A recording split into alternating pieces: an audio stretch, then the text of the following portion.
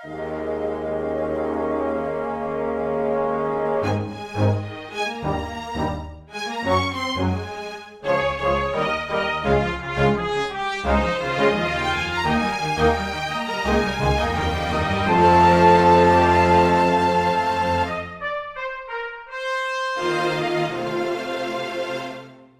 everyone, and welcome to Weekly Manga Recap. It is September the 27th of 2023, and I'm Nick, joined here by my friend, my good friend, Quinn, whom I would never force to do anything that they didn't want to do. At first, it sounded Other than like the stuff that I've already done. being vague really creates weird interpretations of what may have happened here. At first, it felt like you were keeping me at distance. You're like, let's introduce, let's say, my friend Quinn.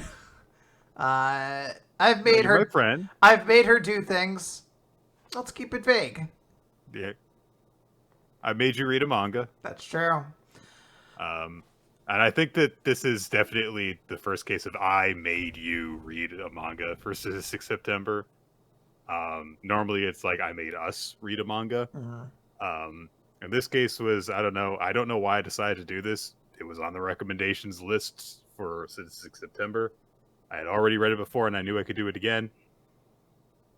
And I just subjected you to it this time. So I really can't stress what a dumb idea it was. What a dumb idea it is to have a month where we just torture ourselves. we keep doing it. Yeah, it just keeps happening. I can change this. There's no higher up that I need to go through. There's no boss that's like, no, it makes too much. It brings in no dollars. I could stop at any moment. I guess that's the masochistic side of me. But this truly was a painful manga reading experience. The manga we're talking about today is considered by many to be a classic. And I say many, and I don't know exactly how to define that. But there's definitely a lot of people who really like this manga. There has to be, because it did well enough to get a sequel series that also sold very well. To Love-Ru is a manga by Asemi Saki and Kentaro Yabuki. Yabuki did all the art for the series, so this is one of the series where he did the art but did not do the story, although from what I understand he did help to generate ideas for it. There's an entire small arc in the story that's just about his previous series, so he definitely had some hand in the storytelling. And that becomes an even bigger part of the sequel. The premise of the series is that a loser teenager is surrounded by hot women, and that's it. It doesn't matter what all the particulars are. Like, there are certain particulars, but the girls that surround him, many of them I don't even really consider characters. They're like archetypes. It's because they it's not that there aren't like well established characters. It's that a lot of them have very specific purposes and precedents, and a lot of them just do not change over the course of the entire manga. Rito, the main character, does not change over the course of this entire manga. We're told that he does. He doesn't. Rito is just a generic kind of loser, regular teenage boy, and one day a naked girl appears in his bathroom. And this happens many times. This happens so many times to the point that when the series ended as a big look how far we've come thing, there was a montage of all the times that girls randomly appeared in the bathroom with him naked. And it happened so many times.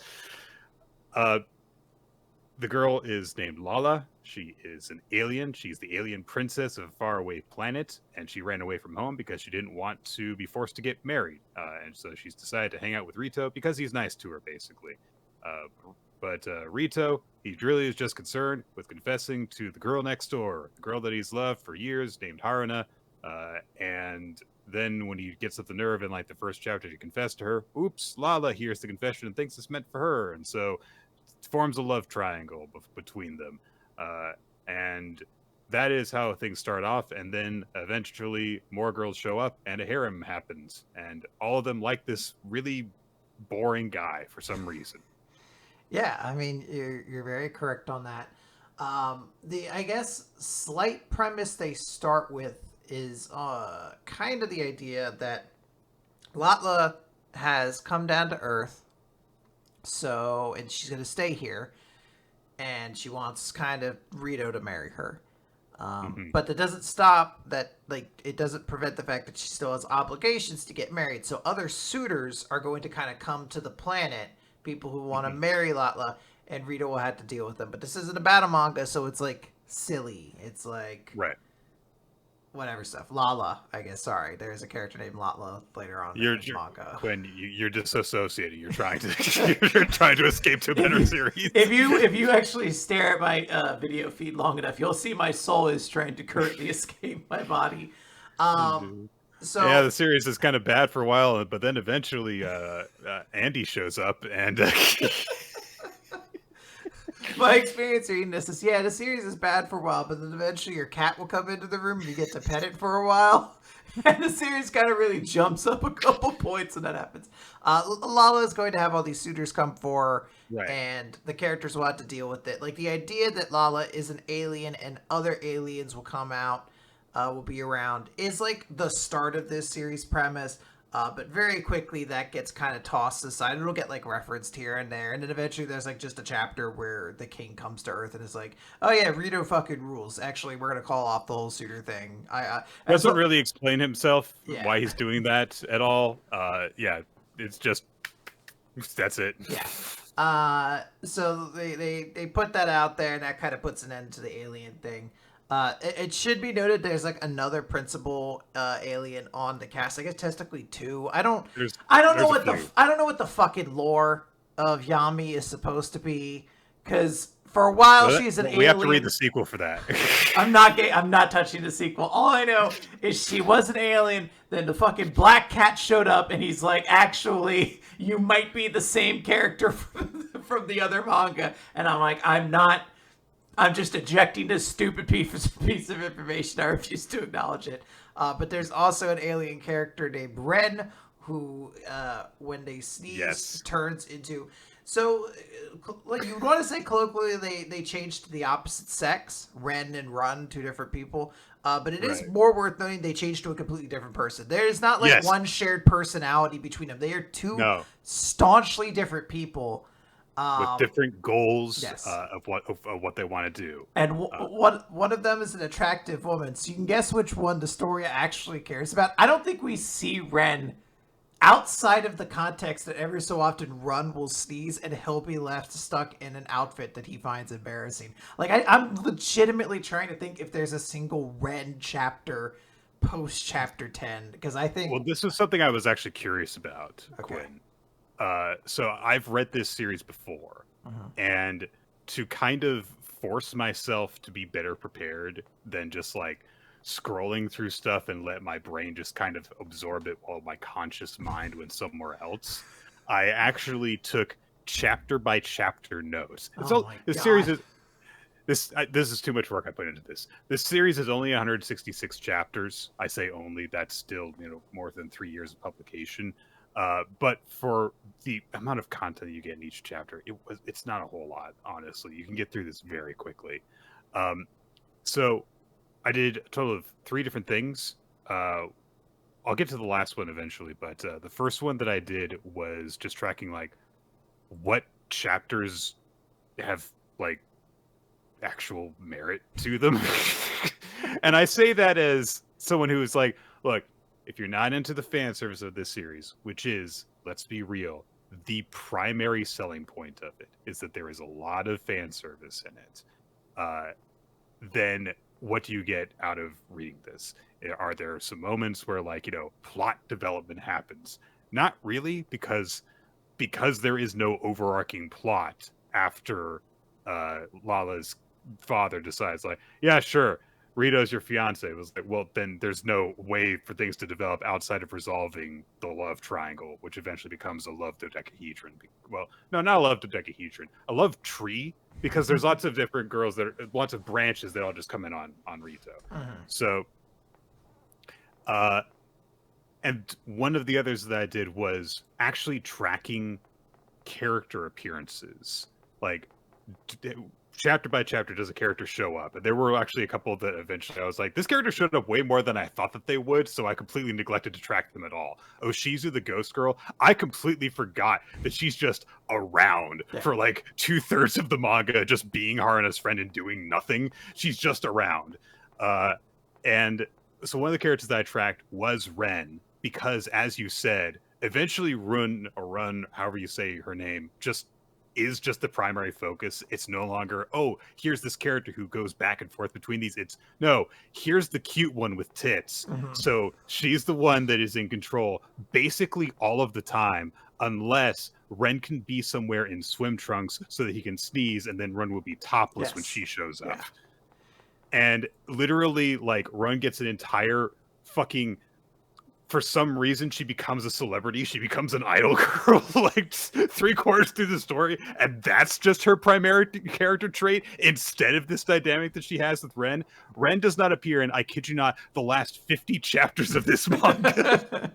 But Ren's still showing up like every few chapters, like there she is, still being an idol who wants to have sex with Rito. Yeah, I guess the challenge for the author team was that Run can very easily have a crush on Rito, which is great because like all the girls have a crush on Rito. That's the thing. But Ren, there's no homosexuality in this manga. That is not allowed. So he has to have a crush on a female character, Latla, I believe. I honestly, it's been so long since the early chapters, I can't remember, but I think he was pining after Latla. And we can't have another character competing in that spot. Like, we can have characters comment on how attractive she is, but we cannot pull away from, like, the dynamic that we've already kind of established. So, there's nowhere left for Ren to go. We've established nothing else about him other than, like, he's trying to impress Lala. I'm just going to call her Latla. I'm going to do it. Yeah, he's trying to impress Lala. But once that's not something you could really do, what's the point? Who cares? Right.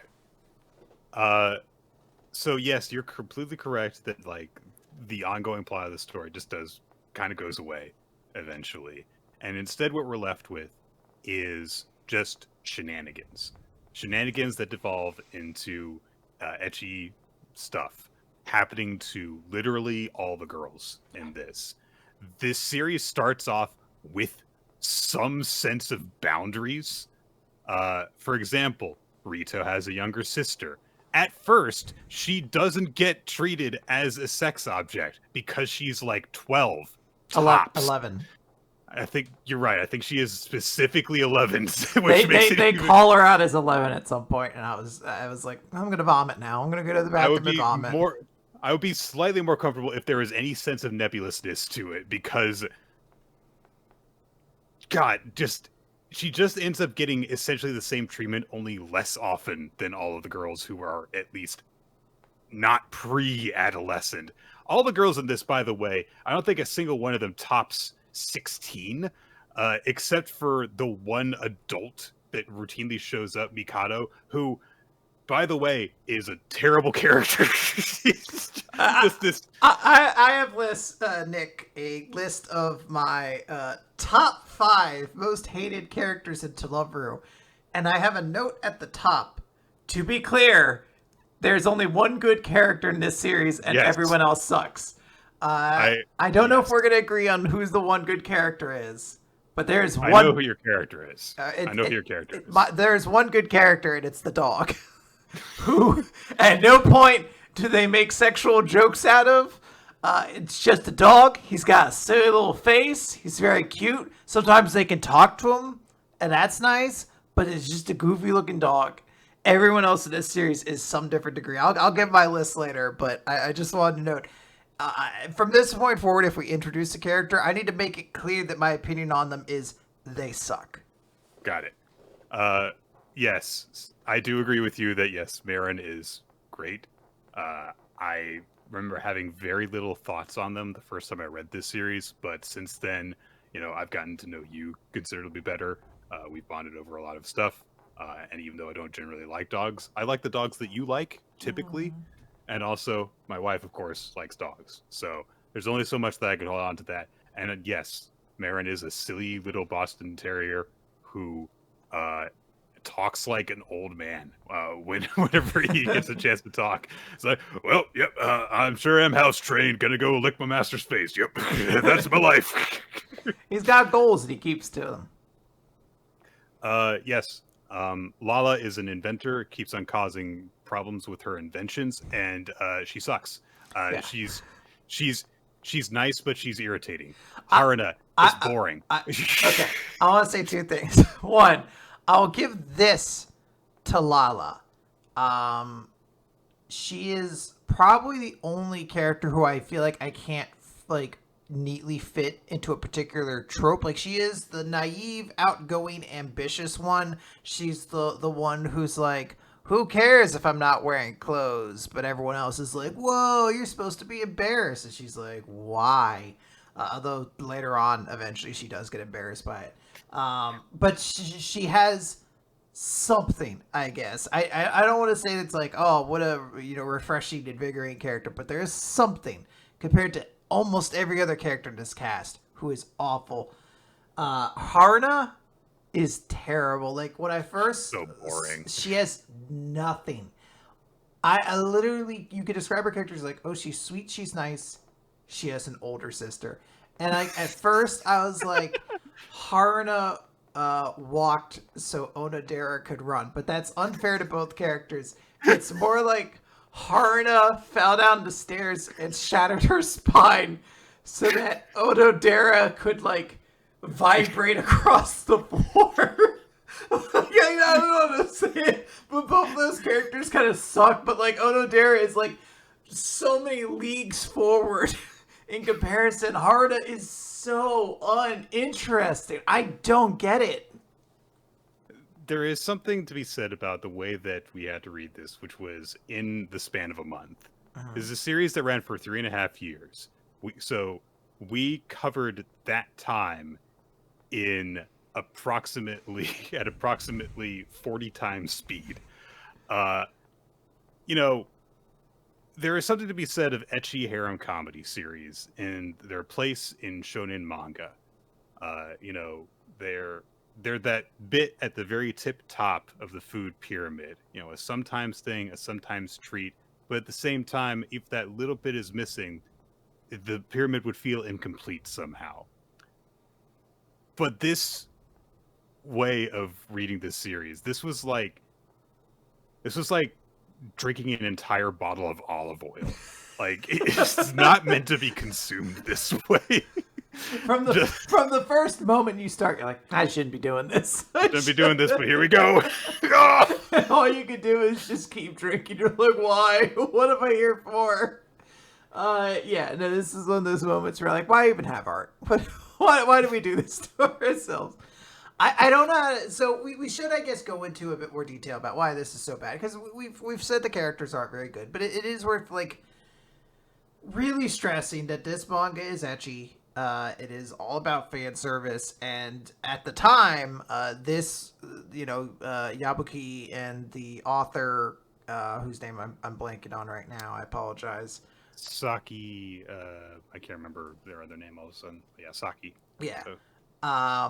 They wanted to push the boundaries a bit with what they could get away with in fan service. And to a degree they do. There's a lot of stuff that you would just expect. Skirts get flipped up, shirts pop off. Wow, there's, people walk in and people dressing. But they do oftentimes push some of the envelope in what you're watching. Now, we are currently at the vantage point of 2023. Right. I think this came out late 2000s. So we've had, I don't want to use the word pleasure, but we've read Ayakashi Triangle, and we know... We've read Monster Musume. Yeah, we know what level fan service can get to, Yabuki fan service in particular. It's not quite as extreme as that, but it doesn't detract from how voluminous the fan service is. Like, even though it doesn't go much further than like upskirts and stuff like that, it is every chapter. It's non-stop in this series.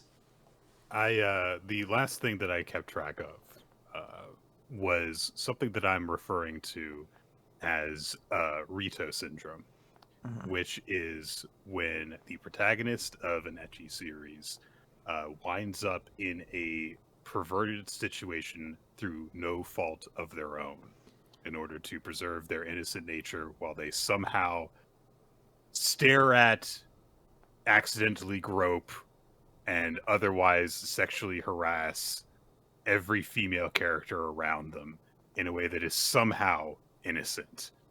And so when I was taking notes on, like, important chapters that I was oh yeah, like an actual thing happens in this section, I took notes on 64 chapters of 166, so a bit more than a third of the story, and that's a little bit generous. I was gonna think. say that seems high to me. That included, a fair number of chunks of like, well, an actual mini story arc takes place. So there's like consequences from one chapter to the next, even if the overall plot was kind of pointless. For chapters where specifically Rito ends up in a perverted situation through no fault of his own, which does not count all the times where he's not present when girls are bathing or whatever, I took notes on 116 chapters. Oh my god. Oh my god. It's more than double plot relevant chapters. Yeah, and oh my god. more than 2/3 of all chapters feature that specific type of fan service happening, which in another sense really does expose how stretched thin even the aim of the series is. Because you mentioned, like, oh yeah, at the time, like, Saki and Yabuki were trying to like push the boundaries, but you could tell at a certain point they ran out of ideas on how to do that, because the same stuff just keeps on happening. It just gets to a point where, Rito is falling face first into a girl's crotch, and then it's like, well, where do you go from there? It was like, oh well, he accidentally grabs their boobs or their butt. Okay, where do you go from there? Well, he grabs their boobs or their butt while they're naked, or somehow his hands end up inside their underwear. So where do you go from there in order to actually like keep on upping the, oh, what can we get away with game? It's like you've hit it. You've hit what is allowable at the time that you're making the series. So if that is your primary aim, then what the fuck is the point of writing it anymore? If that is all you're really trying to aim to do. And I don't have a problem with someone being like, well, I want to draw pervy stuff of girls being naked and embarrassed. And it's like, okay, whatever. I do not care anymore. It gives nothing anymore to me, but when I can recognize that, like, that's all you're doing, then I start to look for, okay, are you doing literally anything else while you're putting all this time and effort into making this series? If you're not, then okay, you're just putting out empty sugar into the world and there's nothing else there. In which case, if you're not enjoying that taste, then there's no reason to read it. And it's really, really weird because the nature by which that stuff is delivered does actually change slightly over the course of the story, as in the cake that all the sugar is based on is slightly different. You mentioned before, like, oh, it starts off with this idea that, like, oh, these aliens are going to come to Earth. They're going to be a threat to Rito because they want to be Lala's fiance and marry her, and so they're a danger to him. And then that gets dropped. So what happens then? Well, then at a certain point, like, Yami is introduced. She's introduced like 30 chapters into the story, and she's immediately a very important character because stuff can actually happen that involves her. And I'm not saying that it's all good, but it's definitely a different, flavor that can be introduced into a story when you've suddenly got an assassin as part of your main cast. There could be more excuses for action scenes and stuff. Then about a year into the story, Yui, the student council president, gets introduced. She is just she's all she is there for is to be really upset that perverted stuff is happening, and then that's just kind of it. And then said perversion happens to her. Happens to her. And at that point, the series is just full on in just sitcom mode, where a wacky thing will start to happen because Lala's invented something, or an alien has come to Earth, or one of the myriad of weird aliens who lives in the community does something that causes everything to go haywire. And you just kind of follow the instant as it goes around to the 5 or 6 established girls that have been introduced by this point, so that perverted stuff can happen to them in very slightly different ways.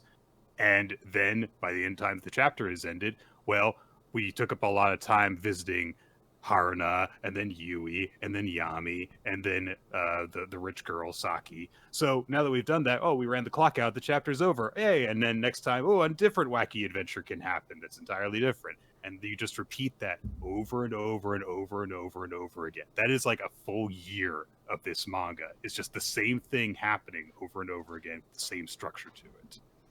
Yeah, no, that it's like a legit hell is like reading this series in a condensed format, because you truly just you sit there, you're like, what am I doing? I just can't comprehend what's happening. It like, to explain, like, we've read shitty perverted shit before. Like, we talked about Monster Musume earlier this year, which was like more graphic in its fan service, but like honestly not like more shameless than this series.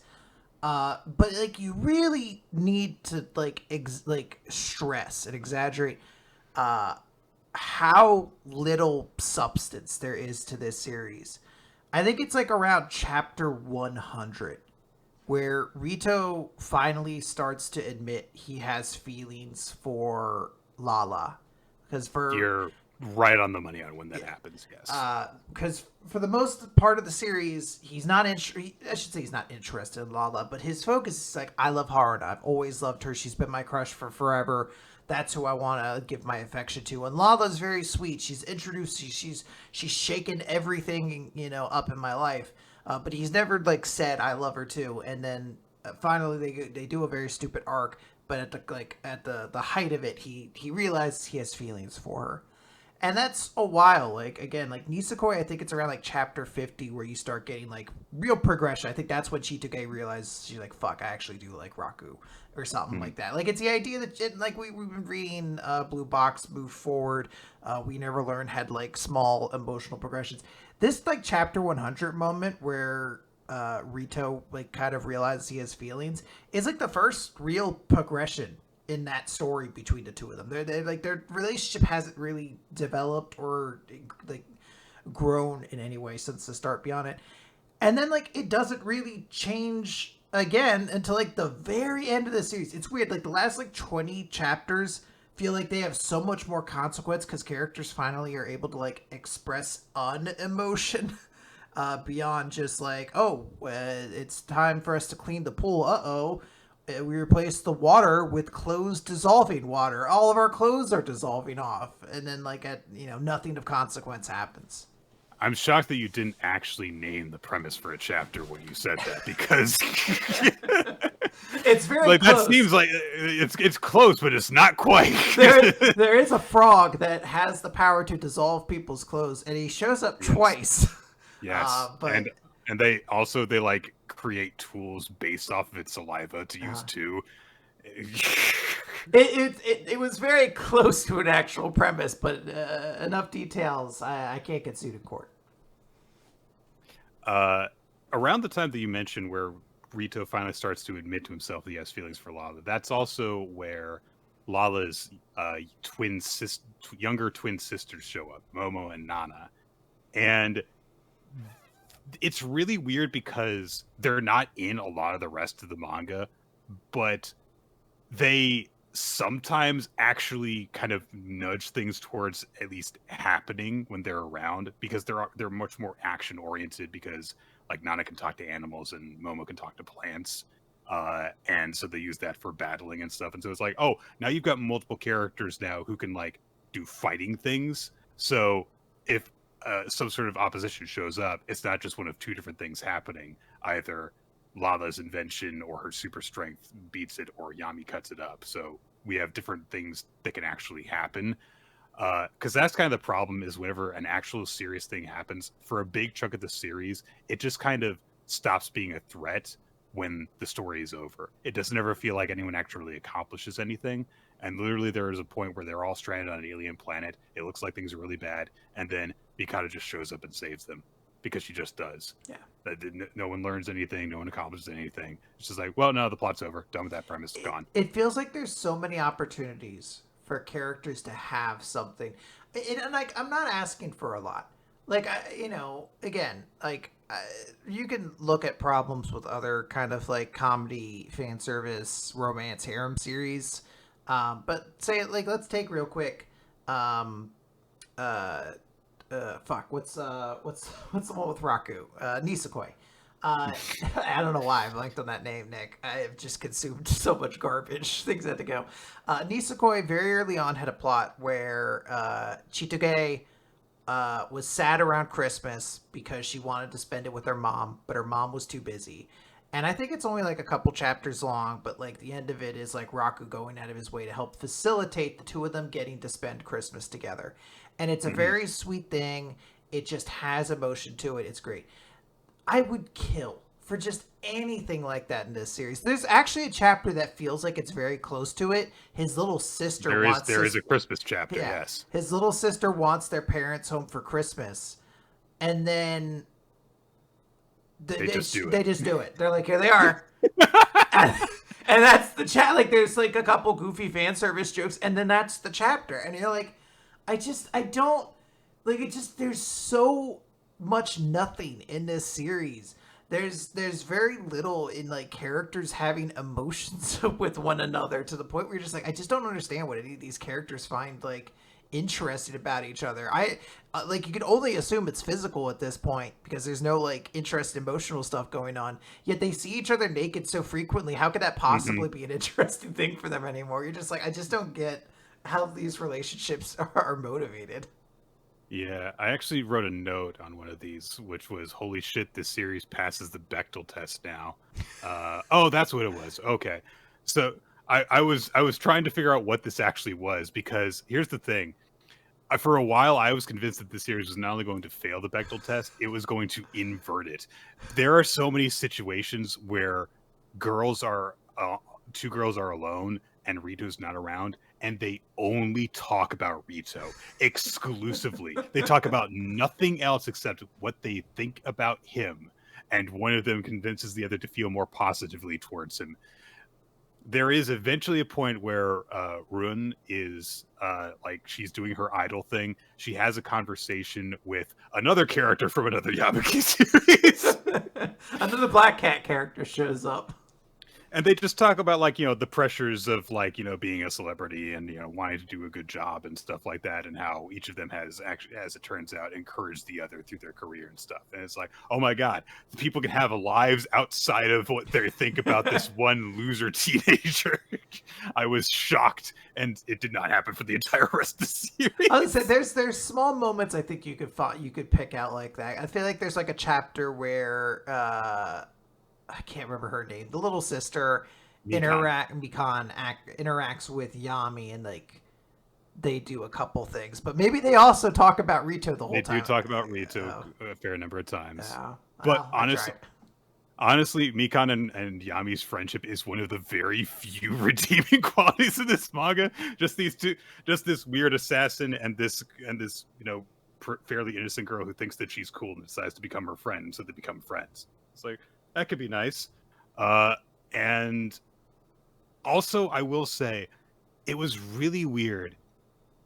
About 120 chapters into this manga, there is a stretch where I thought, if the entire series had been like this would be a much better series overall. It would still be very perverted. It would still have all sorts of stupid fan service, but at least certain things would feel as if they mattered when they actually happened. Because there's this entire 5-chapter-ish long arc where at some point early in the series, Lala gave Rito a gift, which was this giant man-eating plant that hangs out in the yard. Oh my god. And so there is like a 5-chapter arc where Rito and like Lala and her sisters and Yami, I think, all go to this alien planet to try and find this cure for it. Can I like add something to this?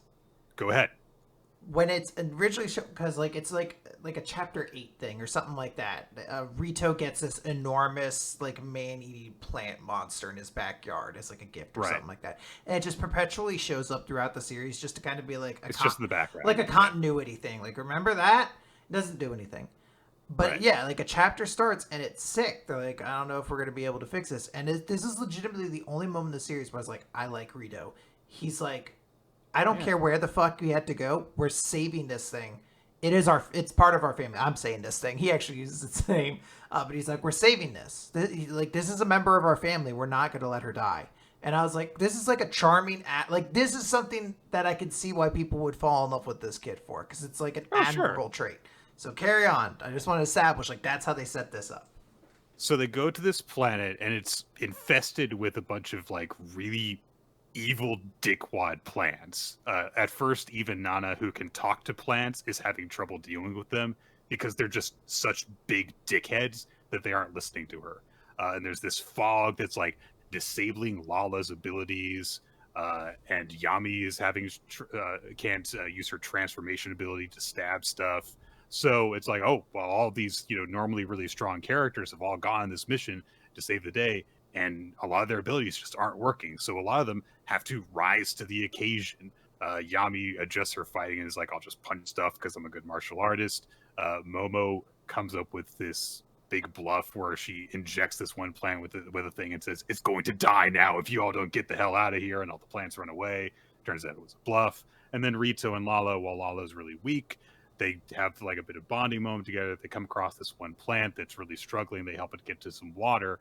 And then when a big, huge monster plant thing comes by, it helps them.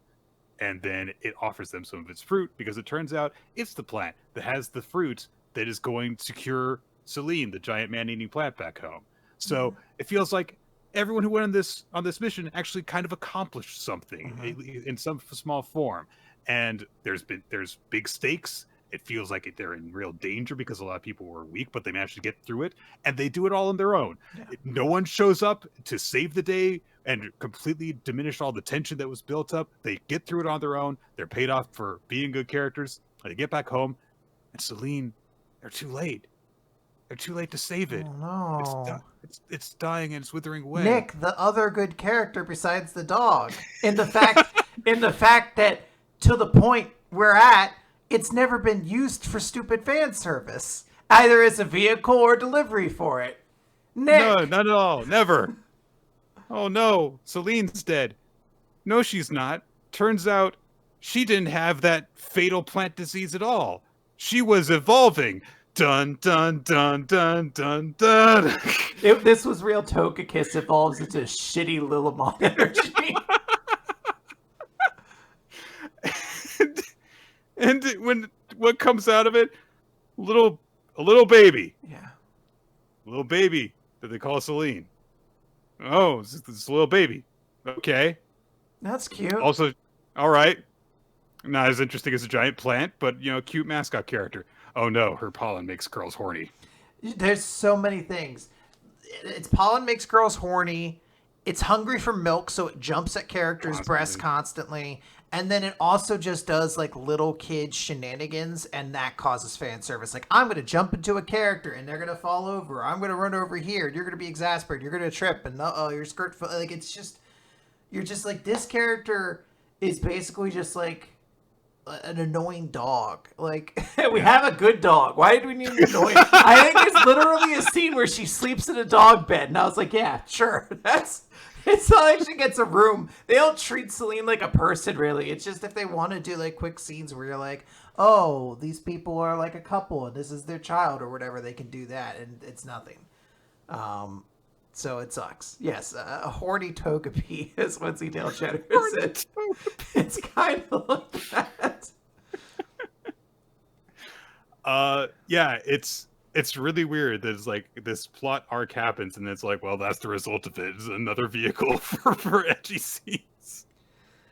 The well had run so dry we had to go on a giant quest to get a new one for ourselves. It really, yeah, that is truly like the moment everything like falls apart, where you're like, I guess, because yeah, that was like a fun moment, and then it's just bad. And they do those sorts of chapter like little mini arcs every so often, but yeah, so frequently they end because like Mikado, the sensei, shows up and she's like, oh, I'll just bring you guys home. I think that happens at least 3 different times in the series. It's ridiculous. Like 2 characters, like multiple characters get stranded somewhere and they're like, we have no way to get home. And then Mikado will walk in, she's like, what are you guys doing here? Anyway, let's get out of here. Let's get home.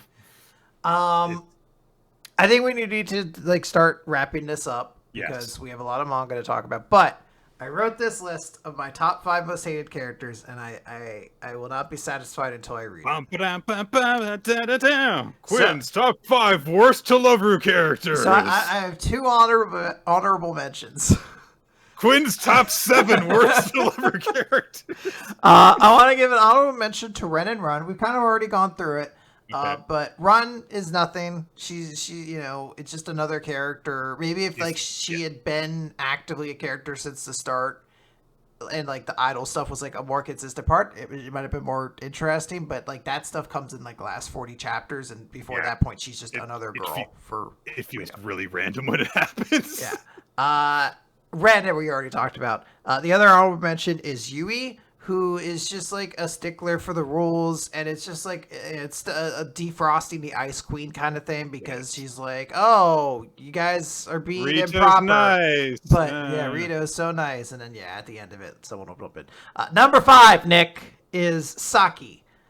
I want to like Saki. I think the concept of her is really good. Power Rangers will constantly have this kind of character, like the Bulk and Skull character, who like exist in there to try to meddle. Like they are bad people to a smaller degree. Where Saki is a character who's like the popular rich girl in school, and everyone loves her.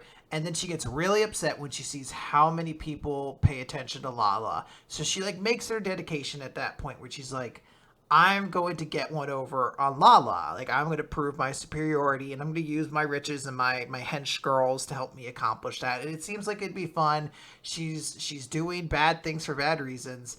But, you want to see her get her comeuppance, like maybe, that's the idea. Maybe like, oh, I got wet instead, or like, whatever, I got hit with the pie. The problem is that her comeuppance is always her clothes exploding off, or she's suddenly naked, or it's just always an uncomfortable thing, and she becomes this butt monkey of all of these horny jokes to the point where like she's not even bad anymore. Sometimes she's just walking down the street and then a character will trip right into her crotch and you're like, leave this poor girl alone. I can't stand this. Yeah, but remember when she used to be mean? Oh, yeah, just like I don't know what she did to continue deserving this. Saki is a sentimental favorite of mine actually in this story, because you're completely right. She does feel like she's supposed to be a character who's like mean and gets her comeuppance. Like a character that'd be fun to hate, where you're like, oh, but you make me laugh.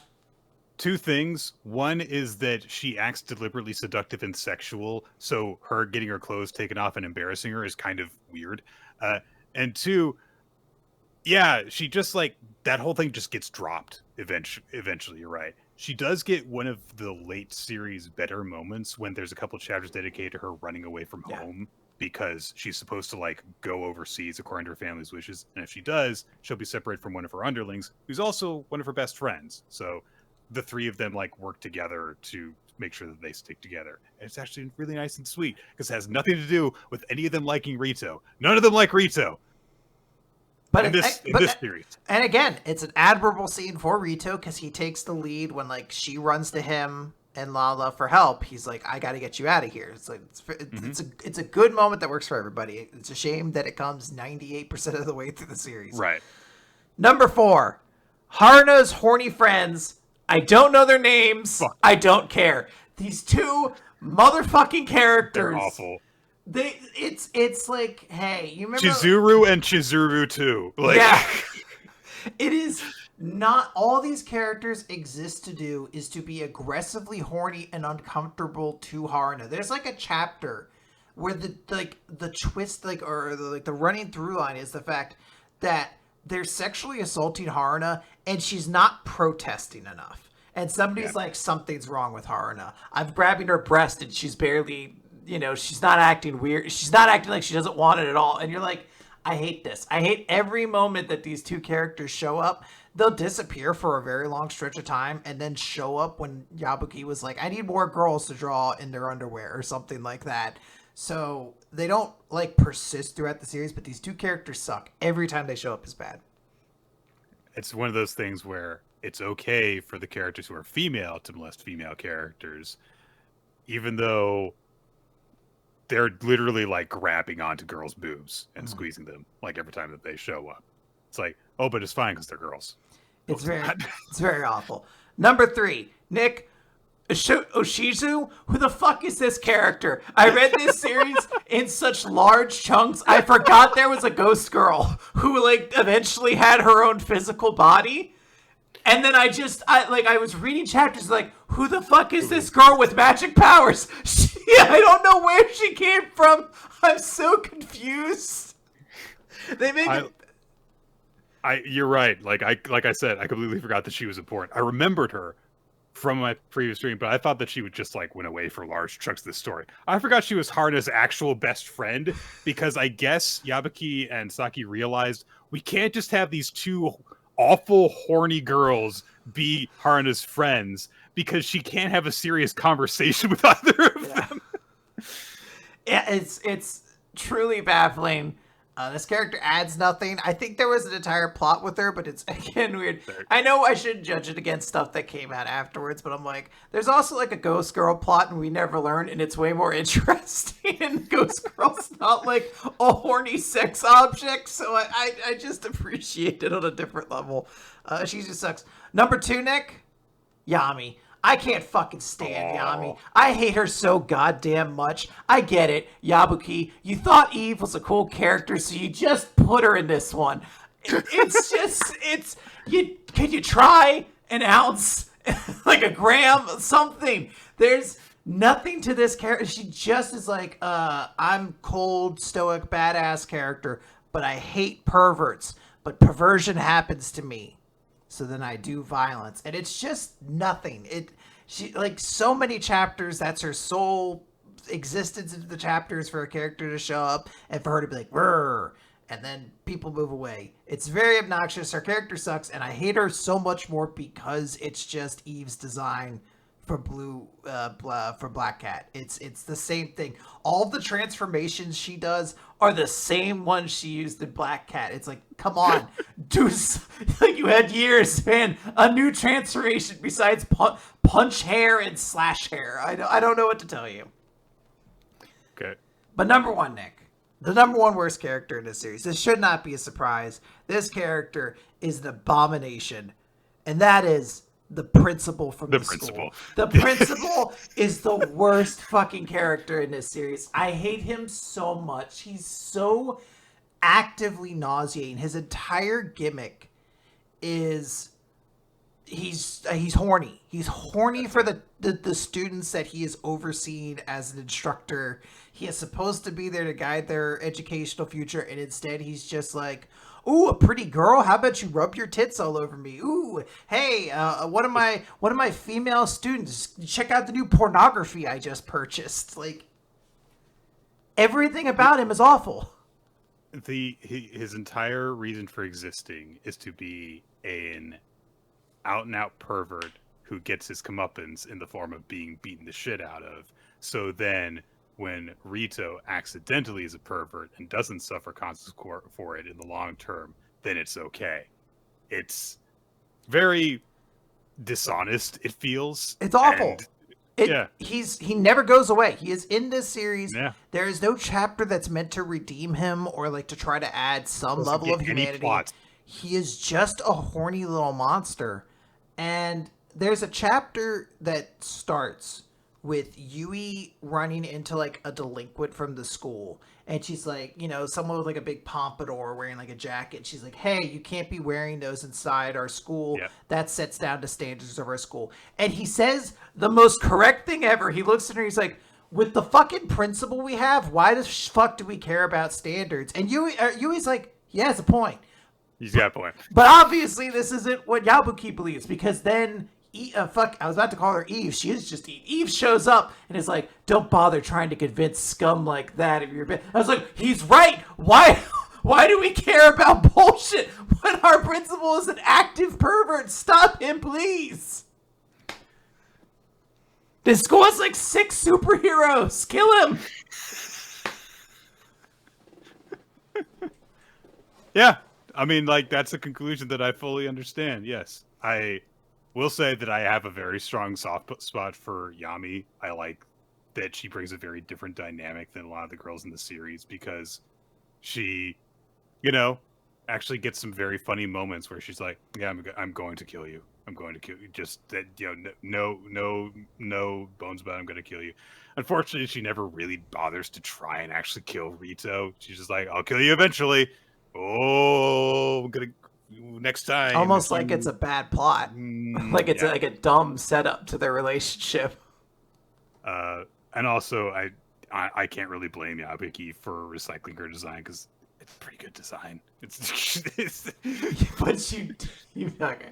I don't know. In my mind, and this is maybe a different thing. I'm not an artist. I don't understand quite the same level, but just the idea that you're like, didn't you do this? Like, you created the story. If she was a cameo, I'd get it. It's different, but I don't know. It's the same thing with like Happy showing up in every Indian Zero. You're like, and Urza. Yeah, it's like, didn't we do this? Like, did we not cover this? Like, I don't know. I want to wrap up our feelings on this. We're done. Yeah. It's not good. This is a bad series. This is absolutely worthy of Sadistic September. This was actively painful to read. I didn't post as many images on the Discord because so much of it's just like, oh, here's gross fan service of characters who are pretty young. I don't want to share that or anything like that. There are still like very stupid moments all throughout it. It's like a thing with Yabuki, I guess. We eventually run into Rito's mom, and she's also like a weird pervert who fondles people immediately. Yes. I was like, huh, it's starting to make a lot more sense. But like, that is the big point of comparison. Like, we read portions of Ayakashi Triangle, which we had like up and down feelings on. Like, a lot of time it was very horny and perverted and like uncomfortable to read. But there were moments every so often where we were like, oh, these characters are like kind of interesting. Suzu in particular, like, oh wow, this is actually like a good character. Like, she's one of the better female characters in Jump right now. That is not the case in this series whatsoever. There are no like long-term characters worth redeeming. I don't know if it gets better with Darkness. I'm not touching Darkness. This is a heads up into the future. I'm not looking at Darkness. I don't care. I'm sorry. I feel like I got the gist. Ayakashi Triangle, as it so happens, concluded this past week. Like, it's done fully, and I haven't read the whole thing, but from what bits of it I have seen, characters like evolve and like learn, and relationships change, and it's amazing how low a bar can be set when you see all that. It's like, this is amazing. Yeah. This series was no better and no worse than the first time that I read it a little over 10 years ago, honestly. It's just kind of there. Now, to be clear, wasn't the reason you read it was because you were doing a video on like 10 series I'm never going to talk about on my show? No. I read it so that I could do a video about it specifically.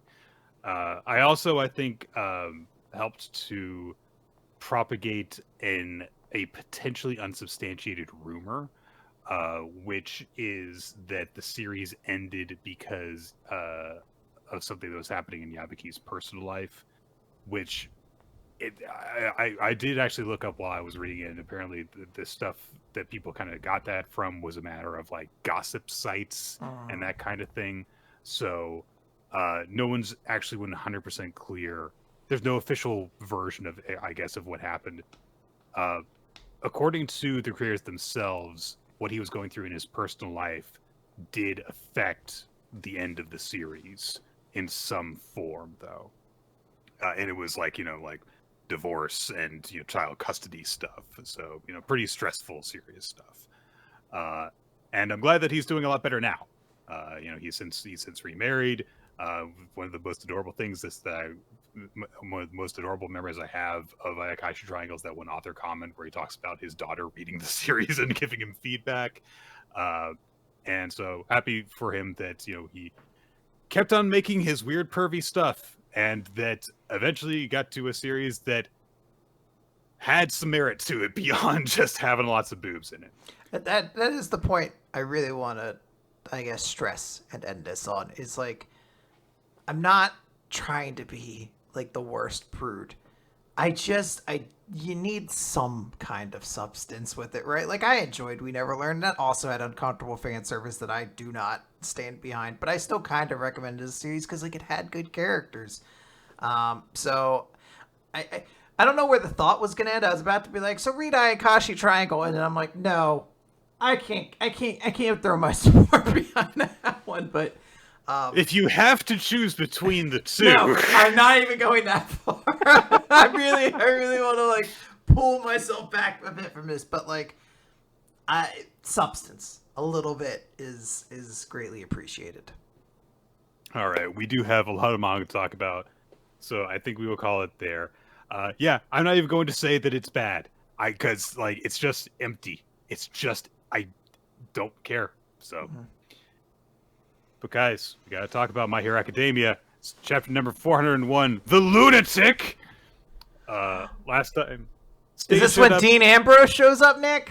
I was like, what's his theme song? And that was the sound in my head. It was like... How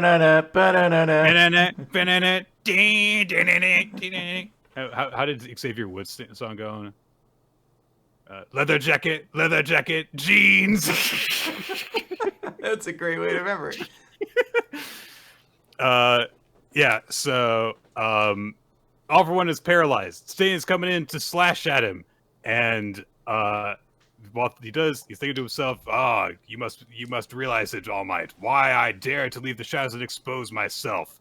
A hero can only claim that title as long as his soul burns fierce in the service of others. Certainly, he has the right to cling desperately to life. And All Might's like, yeah, I get it. Guy who's thinking to himself and not saying anything out loud is going in to attack All For One as well. They're both going in, and Stain sings to himself, I am here because you must live.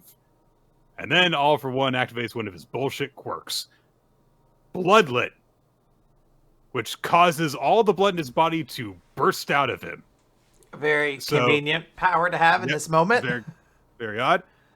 So that happens, and yeah, All For One's like, I thought you might make some move on your own, so I got this helpful quirk. And Stain's like, I mean, it doesn't matter. It's still your blood, even if it's outside your body. And All For One reaches out with like a hollow mouth thing and snags Stain and says, Antigen swap. I can overwrite my own blood type. One of the secrets of my long rule was never leaving a trace of myself behind, and draining my own blood has put some pep back in my step. Okay.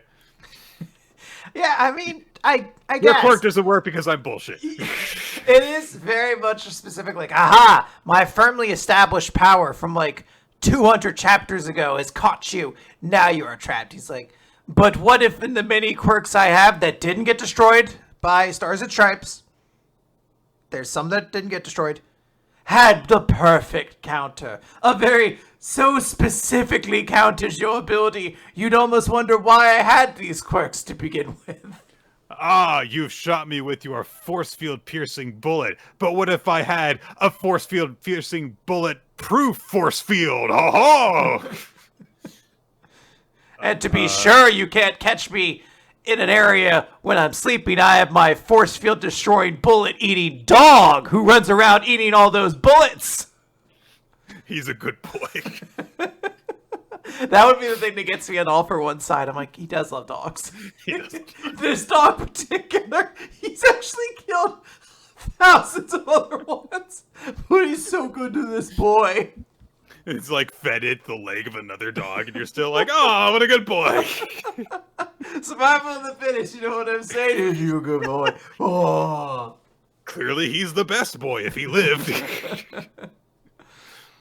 So Stain gets fucked up, gets smashed into a game center. And, No, Nick. He just smashed into that Gamenter. Damn it. When I read the chapter, I was like, that's a joke I have to use on WM. I'm like, oh no, the Gamenter.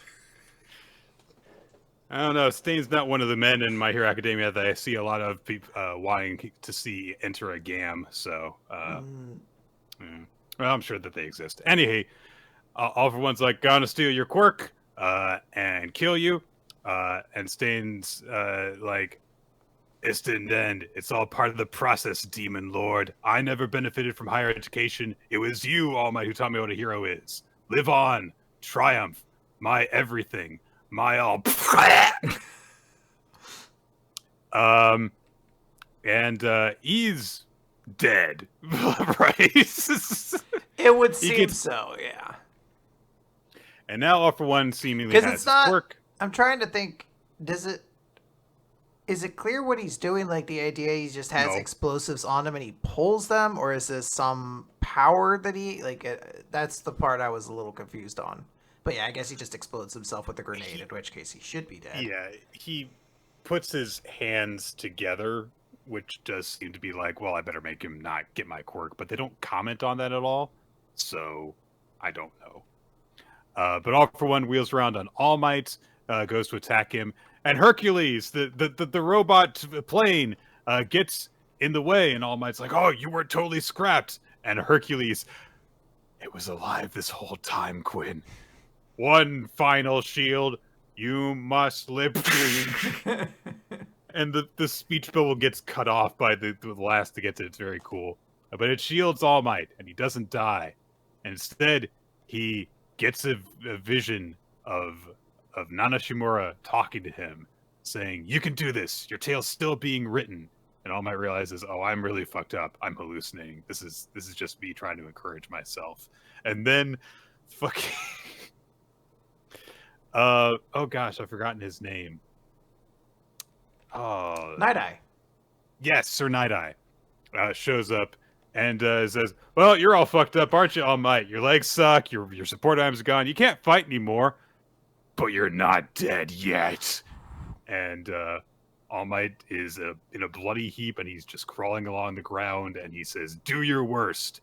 And All for One sees something far in the distance and starts going towards Shigaraki. He's in the range to use his gloop quirk now. Gasp. I mean, there's cool stuff happening. I like the last shot because it does place into perspective all the things going on. We could see, like, the UA building thing. I don't remember what it specifically was, but, like, the flying arena thing, careening in the distance. You can see these mountains. It's a little tough to, like, fully make out because I'm like, he also has, like, his black goo stuff going on, and there's a lot of black in the image, so I had a little trouble making things out. But, like, it is, like, a cool moment. I want to see what, All Might does here at this point. He's kind of on his last ropes, but someone pointed out that he hasn't used everyone's quirks in 1A, so maybe there's, like, what's left? He did Todoroki. Did he do Bakugo? I believe he did do Bakugo. I think there was an explosion. Okay. Someone pointed that out, and I didn't, like, have the... I'd have to go back and check, because there's been a lot of them that he's used at this point. It might just be just one left, for that matter. So I'm very curious to see what he's got left up his sleeve and how this kind of ends. This has been a very cool stretch, I think, for My Hero Academia. So I'm going to give it props. Yep. All right. Undead Unluck. Let's talk about number 176 of Undead Unluck. That's the whole reason. So we started a little flashback to the day that Rip first met Latla and Layla. He's just a little kid. He's like, oh, I came from here. And Layla's like, oh, that's near the sea, isn't it? That's so cool. Wouldn't you be able to, show me it? And little Rip's like, oh, yeah, absolutely. I'd love to show you some spots. Latla's just like, hey, You just met her and you're already hitting on her? This is ridiculous. Also, she's too sick to travel that far. And Rip just goes, you'll come too, right, other girl? She's Other like, girl. Other girl, bitch. But he just notes that all three of us will go. It's a promise. It'll be great. Cut to the present, kind of off screen. Fuko has covered the majority of the conversation. She's just kind of wrapping it up by being like, look, based off the junior's biology, the main body is probably also able to reproduce as fast. So that's exactly why Rip, are you paying attention? And he's just kind of like, sorry. She's like, look, do you want a break? I've kind of thrown a lot at you. He's like, no, it's fine. I get her in repair. I slice this thing up. That's what we have to do, right? And Fuko's like, yes, but this UMA is very special. It's stronger than the others, and your current physical strength probably won't be enough to take this thing. You're going to have to use an artifact's power. But to do that, you'll need to amputate both of your legs. And Latla's like, wait, what the fuck? You mean these aren't like little boots you could just put on? And Fuko's very clear. She's like, look, it's necessary to beat the UMA. It's the only way. And Rip just interrupts her. He's like, I can do it. It's fine. I've amputated limbs to save people before, so now it's my turn to go under the knife. But you're gonna have someone else do that, right? Almost assuredly not, Nick. But oh, come on, Nick. What's cooler than a person doing their own surgery? He asked someone doing a smart thing. He asks Fuko, he's like, how long do we have till the next one shows up? And she says that Miss Latla's prediction says tomorrow. So he's like, a moment of like, kind of hanging his head, thinking, gets up and he's like, hey, do you mind if I step out for a moment with Layla and Latla? And Fuko's like, yeah, that's fine. I'll have my cell phone just in case anything happens. And Rip kind of ends the scene by apologizing for how he acted before. He's like, I could tell from a first glance that you're a good person. Cut to outside. Latla has her bike with the little side passenger thing. They're loading Layla into it. A bunch of doctors are running out. They're like, what are you doing, doctor? She can't go out. What are you like? This is crazy. And you just did open heart surgery on her. He just says, my operations are second to none. Let's go. Trust me, I'm a doctor. So are we. So they're driving off, and they're driving off by the sea, and we literally get a moment with Layla, and her eyes are sparkling. She's so excited. She gets to see the sea. And Lala just asks, she's like, why are we doing this, Rip? Don't tell me Layla's about to. And he interrupts her. He's like, no, it's not what you think. I just have a hunch that this might be the last time we'll ever get to do this. And, the Layla is off into the water already. She's playing kind of at that point where the water starts hitting the sand. Rip just kind of like shouts out, like, no, go out to sea. And she's like, oh, okay, doctor. But he continues with Latla saying, like, I've always had a feeling that bit by bit the three of us were going to end up changing. And Latla's like, yeah, of course we're going to change. Like, we all grew up. And he's like, yeah, but I've been trying my best not to change. And we get this like 2-panel shot of like the three of them. Layla's in the like kind of at the water. Rip's walking toward her and Latla's standing back. And as Rip says this, that he's been trying not to change all this time, Layla and Rip suddenly become their kid versions of themselves that we saw earlier. And they're marveling over like a hermit crab. And Latla's still an adult at this point. She's kind of looking on as Rip's like, yeah, it hasn't been easy, but I've been trying this whole time. And Latla walks up and she's like, Rip. And he's like, hey, what's up? And she just puts a hermit crab in his face and like clomps his face. Like, I love it because he almost swears. He's like, ow, my fucking nose. He doesn't say, he says my freaking nose, but I really wanted that. Like, that's the F-bomb for the series. Waited 176 chapters to use it. Latla's saying, all right, let me tell you this. I didn't try to end up this way either. So if you're saying this is the last time we get to do this, then I'll be along for the ride. And now she's a kid as well. And we get to see them all as kids be very happy, and there's this long narration here from Rip, who's just like, yeah, we've always been together, and I thought that would always be the case. And we get this very sweet scene that I It's really so appreciate, cute. which is when they were kids in school, they were all cast to do Cinderella together, and Rip is Prince Charming, Layla is Cinderella, and I assume Latla is the fairy godmother. I don't. She looks like she's a witch, but I was like, She I does. don't remember a witch in that story. Right. But they're doing the part where Prince Charming puts the shoe on Cinderella and warms up. And Latla is just dutifully watching from the side. She kind of puts her hat down. Her role's done. But then Rip looks at the shoe and he's like, oh, maybe she'd like it. And she gets to put the shoe on. And I love it because so much of Latla's story has been her in the background supporting her sister. And it's this moment that shows that Rip has never like really kind of taken her for granted that way. He wants to include her as well. It's very, very sweet. Oh yeah, he wants to have that threesome. Wow. It's far more. It's far more innocent and nice than that. Oh, okay. If it's innocent, then. Rip's narration continues. He's like, yeah, Latla would always go overboard, and I was always get beat. And then Layla would come in and stop her, and we'd come to a peaceful resolution. And we'd laugh, and that's just how we've lived to this point. That's just how it goes. So all three of them are kind of resting on the beach afterwards. They were splashing. They were having their fun little beach shenanigans. And Rip finally like kind of serious is up, and he's like, not gonna get away with it, you know. Whether they're the UMA or a god, doesn't matter. I'm going to save everybody. That's why I became a doctor. So, flash forward, I guess, a little bit. Fuko's calling Rip and it's like, hey, 6 on the move. And he just says, okay, I'm going to be there in 5. Latla, this is my final operation. Will it be a success? As he is standing on the bike. It's very dangerous. No helmet. This is not a good standard for a doctor to set. But he's pulling up his pants leg and marking off where his legs are going to be amputated from. So he just asks if it's going to be a success, and Latla ends the chapter by saying, it'll succeed, I guarantee it. Yeah, it's a very nice, just further character establishing chapter.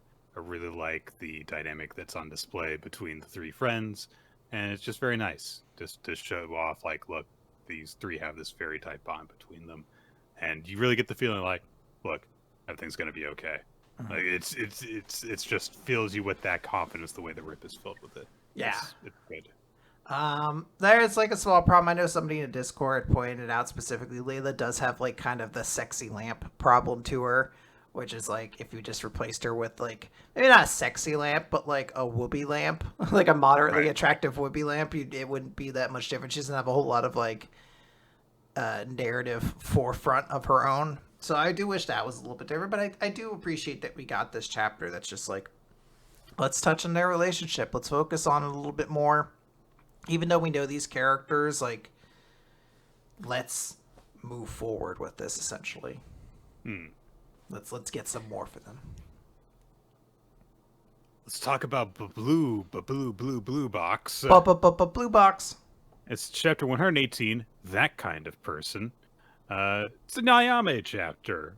And we see that after the whole conversation she had with Kyo, during the tournament, she actually did follow through and was like, yeah, gonna cheer on Kyo. And like the entire team's like, oh, Taiki's gonna have his match with Mochizuki soon. Let's go cheer him on. And she's like, what about Kyo? We're gonna cheer on him? His number got called. Like, I guess we could go see Kyo. Yeah. So, and yeah, she's watched his match, cheered him on, and then, you know, we kind of like see things from her perspective for the end of the tournament after we saw things kind of skipped by from Taiki's perspective. They say like, oh yeah, Taiki, you know, got first place. They bring up Sajikawa, and like another person from their school must have been the person that he faced in the finals, but we didn't get to see that. So everyone congratulates Taiki, but Ayame seeks out Kyo. He's on the phone saying like, oh yeah, I'll be home soon. No, I didn't win the whole thing.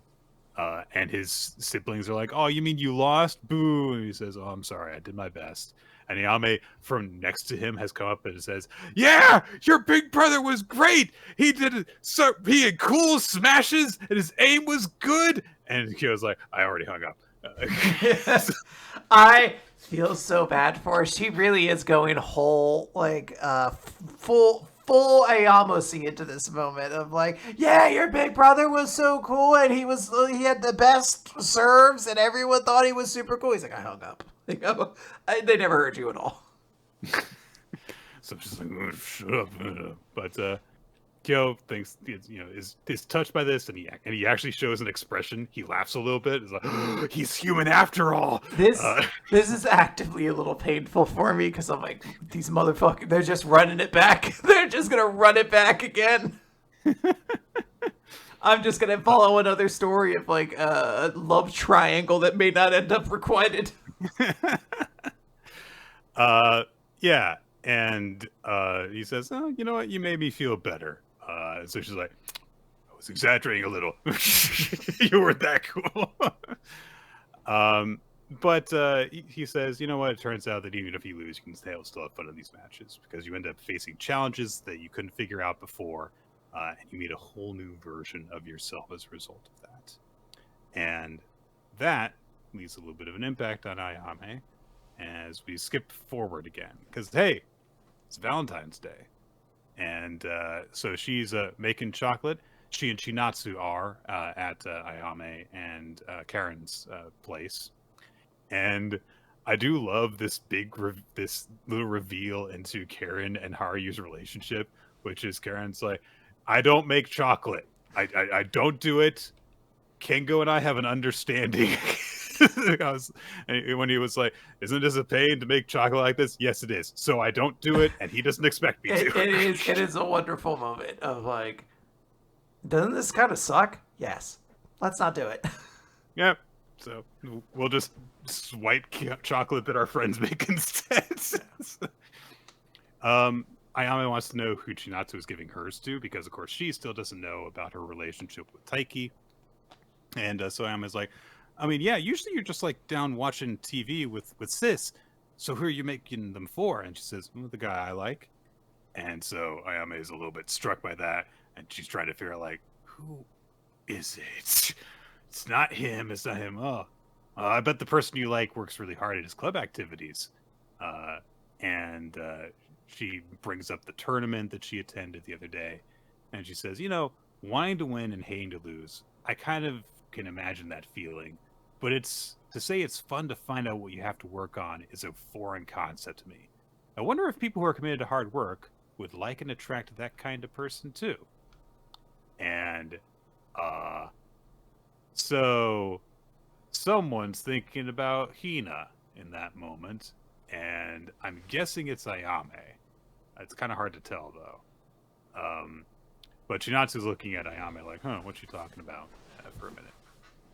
It's And, weird because it seems like it would be Chinatsu based on who's looking, but I was like, I don't think Chinatsu was at that moment. Yeah. But I'm not sure. Karen's like, "Oh, I guess that means that the guy you like is that kind of person." She's like, "I don't like him. I don't like any guy. No, no." But Chinatsu says, "Yeah, the guy that I like is actually the kind of person you say." And I feel like, I like you too, Ayame, because you're cheerful, you're energetic, you know what you want. Even though you're younger than me, you know how to look after others, and you're good at cooking, and you're girlish. And Ayame's just sitting there like, "Yes, keep complimenting me. Yes, yes, keep on saying nice things about me." But she says, all the stuff about you being dedicated to sports, I don't know if it's going to be the end all be all, but it's important to be positive about it. And I think that people who live for themselves are attracted to others like them. And Ayama's like, "Oh, she's a big girly happy moment for her." They make the chocolates, and Chinatsu takes some of them home. And afterwards, Karen and Ayame are left it on their own, and Karen says, "Let me have your leftovers." Gonna just mooch that. No. Take that. But Ayame looks at the chocolate she's made, and she's like, "It's not like I like him. Plus, he probably..." And of course, she's thinking about Hina, thinking like, oh, clearly he likes Hina. So that makes her feel away. And she just kind of like has images going through her head as she deals with being a teenager. She can't stop thinking about the boy she has a crush on. It's so adorable. Like, I love it. She gets to the point she just screams. Ah! So she's like, fine, I can give him chocolate. It'll be fine. And if he doesn't like me, then fuck him. I like it just keeps like showing her sister who's just like kind of except she's like, oh my god, this is why I don't do Valentine's chocolates. This is so much of a goddamn headache. So Chinatsu gets back home to the Inamata household, leaves the bag that she's got outside of her room, goes to the bathroom. Taiki gets a little look inside the bag, sees the chocolates, and he's like, all right, Valentine's Day. Oh, I'm gonna get chocolates from Chinatsu Senpai. Don't count your eggs before they hatch, Taiki. How brutal. It would be so in line with everything too if she's like, I give one to you, and one to you, and one to you, and then she gets Taiki's like, and one for you, and but maybe she gives him like a coy wink afterwards, like just like not actively treating him specially. I don't know. Yeah. I think it's extremely cute seeing this relationship with Ayame and Kyo like blend together, like start to actually like move forward. They kind of like noted a while back that they were like shipping them. They were starting to like tease it. Now it's like on the full end. Like, all right, here it is. It's very cute. It's like a little silly, but it's very adorable. Yep. All right. Now let's pull the lever and go in the opposite direction. Chainsaw Man. Vroom, vroom. Chapter 144. Guns, nails, katana. That's actually the new version of Paper, Rock, Scissors, Nick. This is gun. This is nail. She's like hammering your nail, and then this is katana. It's not paper. You had to put your hand like in that, like it's just, and you had to hold it sideways, so it's like a sword. Is it like a triangle? So like, you know, like nails jam guns, guns beat katana, or is it like no, guns beat both of them because they're clearly the superior weapon? Actually, all of them beat each other. It's an awful game. Everyone, it's a constant tie. You play by making the hand symbol, and then you and your opponent just start punching each other. Yeah, then you just start fist fighting each other. But you have to make the sound that your weapon makes while you're doing it. Pew pew! Slash slash! Nail! Nail!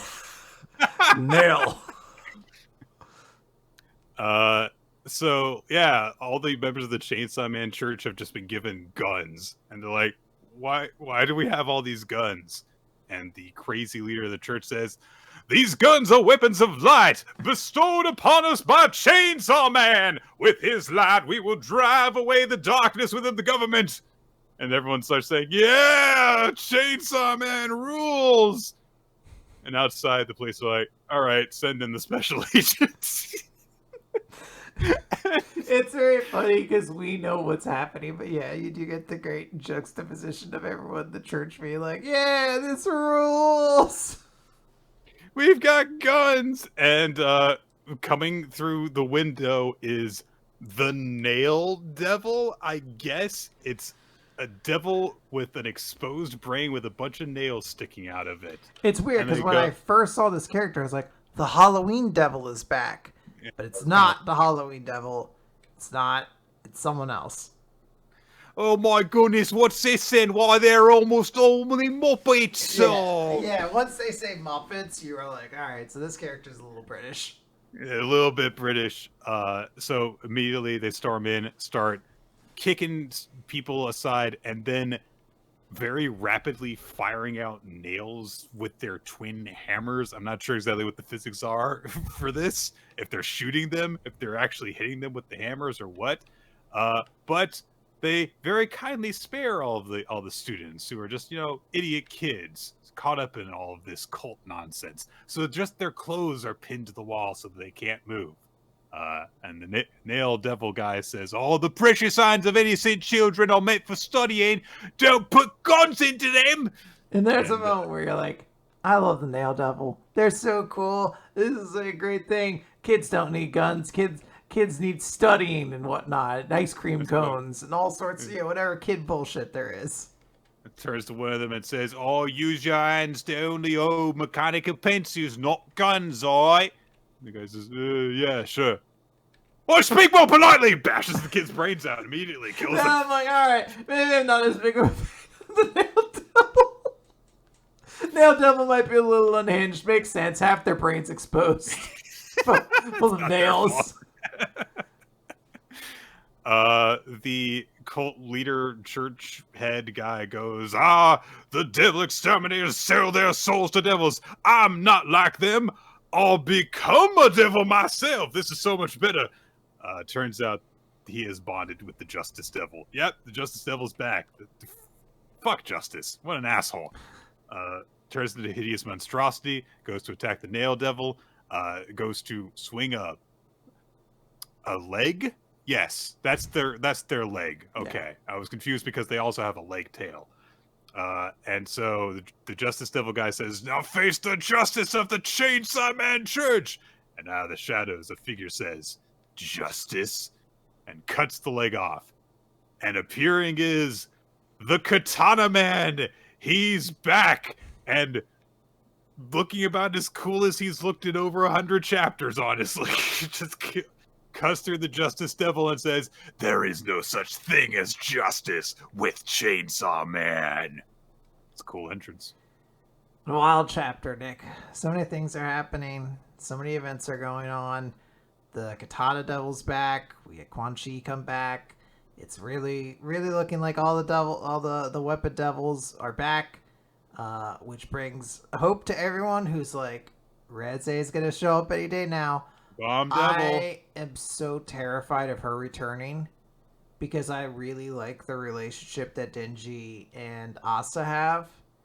And I'm so worried what happens when Reze comes back. Right. Because I don't know if they'll have the same memories or what, but like Denji should know who she is. So I don't know. Yes. We'll see. Yeah, nothing's confirmed yet. She might just be the one who's actually dead. Yeah. But yeah, it does seem that they're all coming back one by one into the story. Yeah, and speaking of coming back into the story one by one, Quinn, it's time to talk about Eden Zero. Everyone's favorite series, Nick. Eden Zero, talking about chapter 257, Leonard. Now, Nick, do you remember not long ago we were dealing with the planet Lendard? And I joked, I was like, yeah, we're going to the planet Leonard, because the name was very similar.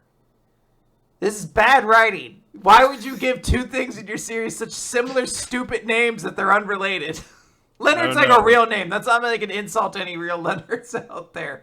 This is more a fact of Lendard was a very dumb thing to name a planet, because it's very close to an actual name. And then you use the actual name. Yeah. It's like when you have the Titans working at the same time as the Teen Titans. Why would you do that? Call one of them something different. Yeah, there's so many words. There's so many. So many words. So we open with Pino.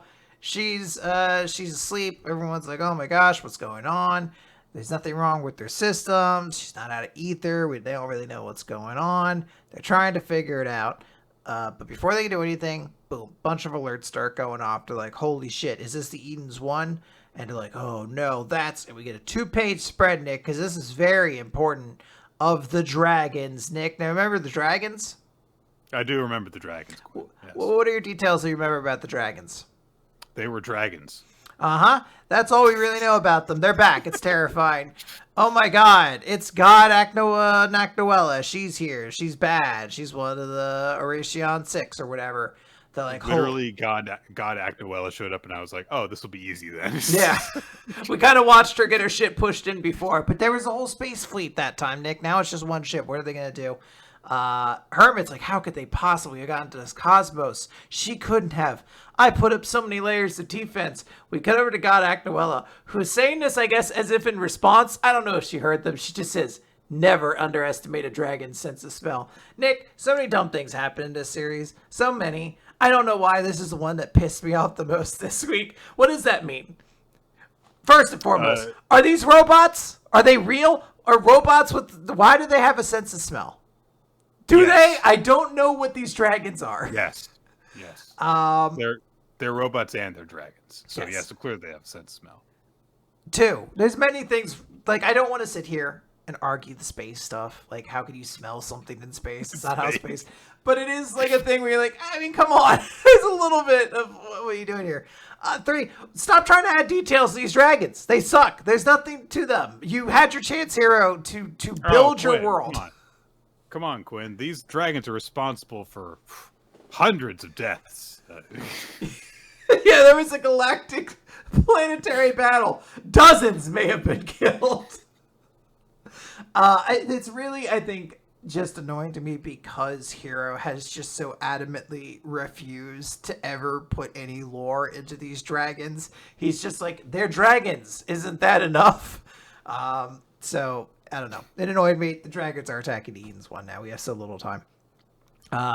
Eden Zero fires a bunch of missiles. They're like, oh my god, it didn't work on any of the dragons. In a moment that is very funny to me, Hermit's like, I forgot! The dragons can only be damaged by anti-dragon weapons. It can only be damaged by anti-dragon weapons. We've specifically got the hatch in the control panel that says, in case of dragon attack, break glass, and I forgot that we had to do that. I want to blame her because it feels like a big thing to forget, but I also forgot that the dragons can only be damaged by anti-dragon weapons. I don't know. It feels like if you're in a world and you're like, well, I've got these Draymond destroyers on my arms, and then you come across a Draymond-type Digimon, you would think, well, I've got these Draymond destroyers. It was a whole plot point before, though. They had to, like, recalibrate all their things, so they needed people to hold off until they could get their calibrations just right, which is what they need to do here. It's not, they don't not have the information. They just need to, like, reprogram all their weapons so everyone else is going to get in their ships and try to give them some time. Dragons are crashing into the ships and all that sort of stuff. Witch is like, oh, this is bad. So many dragons are attacking us. And Valkyrie's just like, we just have to beat Akane-banashi, right? Like, I'll handle this. Shoots herself out into space. She's going to go handle this. She's heading right towards Akane-banashi. Brigadine shows up. Oh, Nick. They love each other. Oh my gosh. Right? Okay. In a moment of good character design, question mark, Brigadine has little palm trees now on his pauldrons to better represent his past life 2,000 years ago or something like that. It's something. Mm-hmm. I don't know if it's anything good, but it is something. He's also got written in very small print on one of the armor plates. Valkyrie and I used to be romantically involved in our past life, but neither of us have any memory. It goes all the way around the entire piece of armor. Is my point. Yeah. Unfortunately, he did it while he was looking in a mirror, so it's all backwards, so that's why he doesn't know what it says.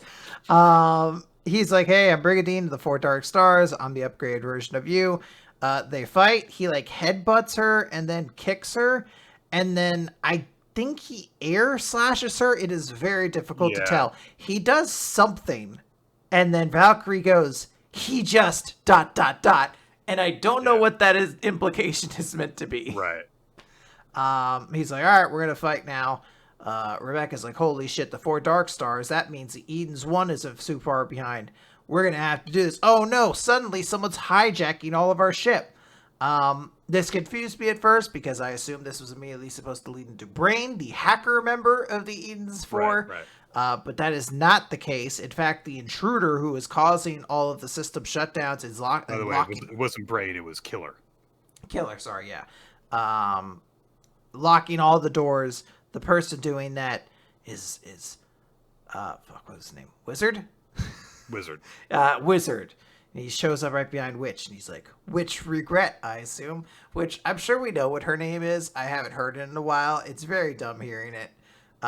Witch Regret. Yeah, it's very, This Regret. It's very, Star Ocean, when there was a character whose name was like, Edge Maverick. Witch is like, who are you? Wizard's like, I will destroy you. 20,000 years ago flashback. I don't know what to call him. We're just going to call him Brigadine. Brigadine's talking to Valkyrie. He's like, oh, hey, was that Regret on the phone? Which is like a funny phrase. It really is. And she's like, oh yeah, she's visiting Ivory in the hospital. I hope she gets well soon. And she's looking at a picture on her phone. Brigadine asks like, oh wait, who's that guy? And it's Wizard.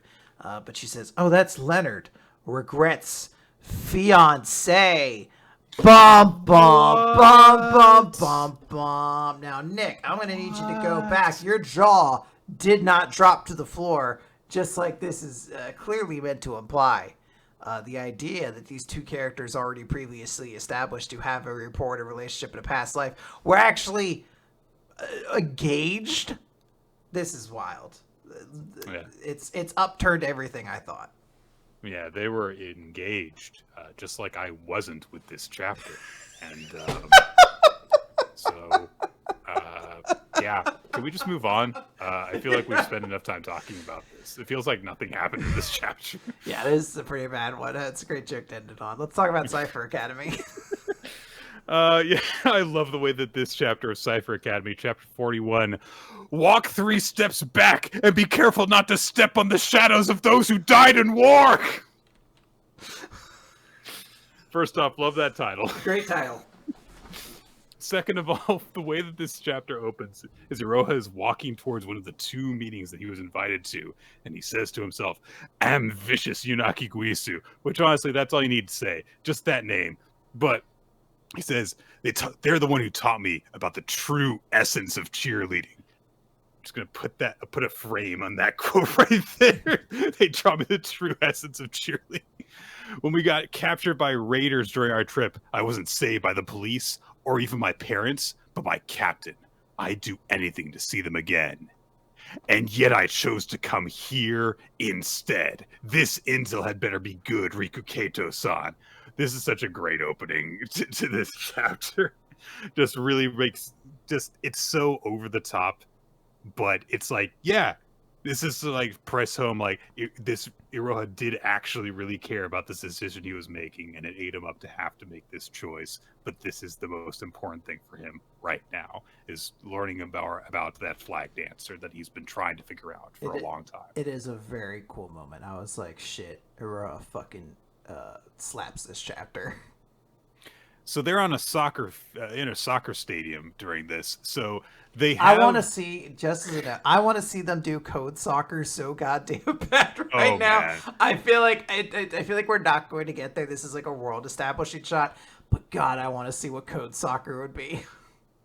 There's a lot of just they're playing soccer while talking, and there's a 2-page spread of them having this really intense exchange. It's nuts. It has nothing to do with what they're talking about, but it's great. But yeah, so Rikuketo says that they're going to reveal the whereabouts of the battlefield dancer, and said like, look, I needed to make sure you were serious about this. And during one of their exchanges, Rikuketo leans in to Iroha and says, Japan. And while they're swiping the ball away from Iroha, says that's where the battlefield dancer is dancing. You're thinking, there's no way, right? That's the reason why those encrypted videos are being uploaded from Japan. And she kicks a goal and says, you can also say the fact that being uploaded from our own country is the reason why the information scrambling class was able to unearth the truth. We aren't clear what organization the ringleader belongs to, but I wouldn't want to get close to them. They're someone who came up with this idea as a way to potentially turn Japan into a powder house. So Iroha has a moment to just think. He lowers his head and closes his eyes, and he thinks, how can I save the dancer? But Rikuketo says, like, look, that dancer was a beginner's tutorial that Kagome randomly picked out of various tragedies. What an asshole, you know? But it's a high-risk issue that Kagome probably wouldn't have suggested to you if she'd understood the truth from the beginning, yet you're still here hung up on it. Why? And Iroha like kind of changes the topic. Is like, where is Kagome? I thought we were going to have this discussion together. And Rikuketo says, just answer my question. I understand your sympathy because you're a former dancer yourself. And you also, you know, like a human. But you should know when to retreat. It's not too late. Why not go see the person that you owe your life to? And Iroha pauses for a second, then he makes this like fake smiley face and says, "Oh, I wanted to help someone like you help me, but it didn't turn out how I thought it would, so I backed out." And then he gets serious again and says, Such a "How great could I moment. say? How could I say something like that to the person I owe my life to? That's harder for me to understand than any sort of code." So extra. He's so cool. Yeah. So Rikuketo's like, "Oh, do you like want to surprise them by proving yourself before you meet up again?" And Hiro's like, "Yeah, if I see my captain again, it'll be after I've saved the dancer. I want it to be after I've achieved my dream of stopping all the wars in the world." 2-page pose. Everyone fucking going off, looking very cool. I'm trying to comprehend what this pose would be in universe. What's it for? Yeah, like why are they all sitting like this and hanging out in this particular pose? Who cares, I guess. There's a couple of things to note about this. First off, some of the characters that were being discussed as joining the group that we have not really gotten to know before are part of this. Oboro has joined up with them.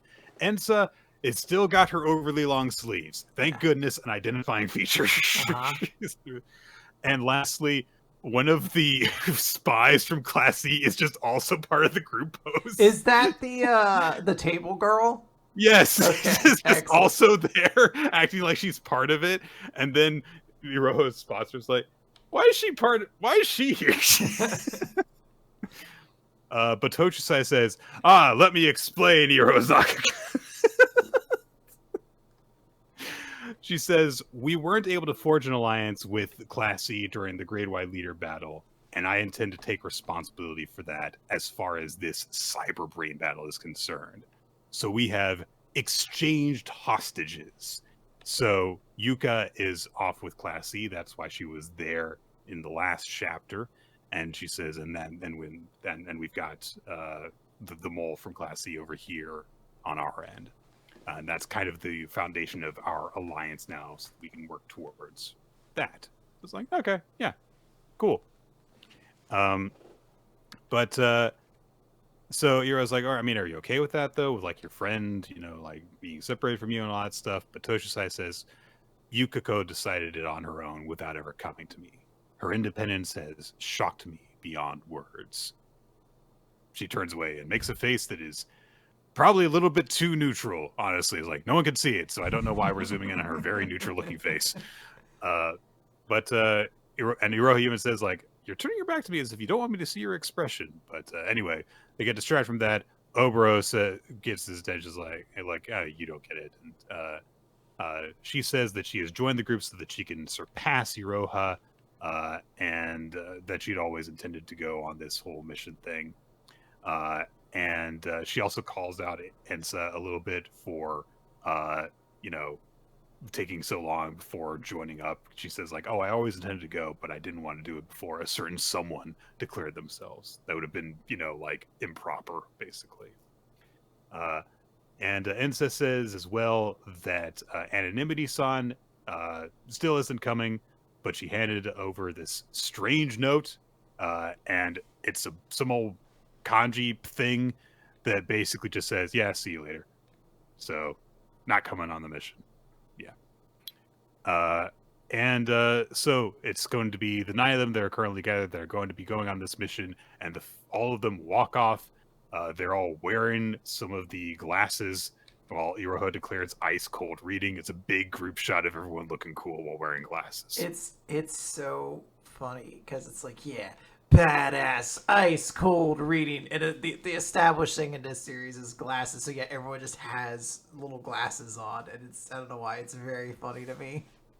And Oboro, I guess, is too cool to join in on this because she's just got the glasses up on her forehead and doesn't have them on. And before we close the chapter, we get a conclusion to the conversation that we had cut away from between Iroha and Rikuketo, where she revealed there is a way to save the battlefield dancer that ties directly to the reason why I didn't call Kagoe here. Those dance videos were military orders. If the original Civil War were to end, there would be no need for them to go on dancing, just like how weapons of war would no longer be necessary if all wars ended. if you acquire the 50 billion morgue within the metaverse and make your dream come true, not just the dancer, all Cipher soldiers will be freed, including us. Very cool. There's so much going on in this chapter. It's all very dorky, but it's all very cool. I really think Aroha stood out as like a super cool character in this chapter. Everyone's doing their weird, goofy little poses, and I love it. I like that we get the weird table girl as part of the team. I don't know, just having fun with it. It's good times.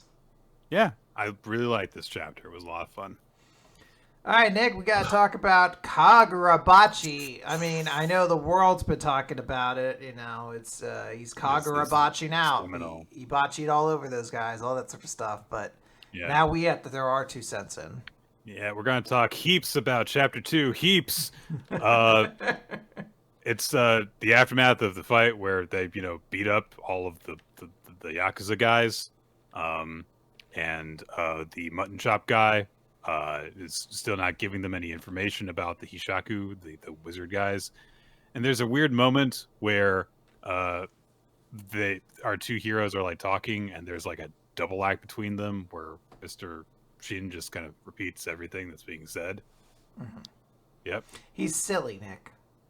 Mutton chop guy eventually agrees to give them some information, and he explodes, and blood and organs just burst out of him. It's some sort of thing that was put in him to prevent him from leaking out information as a failsafe by the Hishaku. Presumably, it was revealed that Mr. Adult guy can teleport, basically, but Chihiro's fine. He didn't get hurt, even though that organs explode out of the guy. And they're like, all right, well, we better go back to Tokyo. Chihiro's a little bit exhausted from the fighting that they did. And we are told, oh, he hasn't unlocked the Enchanted Blade's real potential yet. Of course not. It's Chapter 2. Of course he hasn't. We get a flashback that just tells us how Chihiro's dad died, which, I mean, okay. I kind of got, like, the general idea for what happens in this chapter previously, and I feel like when it was left to my imagination, it was more effective. Why did they attack? Because he had 6 special swords that they took, but the 7th and strongest is in Chihiro's possession instead. And so Chihiro needs to stop them all from having the swords because they're bad people, and he vows to cut all of them down. There is one cool little bit where, like, his memories of his time with his dad are envisioned with the 2 of them inside the fishbowl. And, of course, as a result of the house collapsing and being destroyed, the fish are dead because the bowl is shattered. Aw. Very sad. Those poor fish. Also Chihiro's dad. But the fish!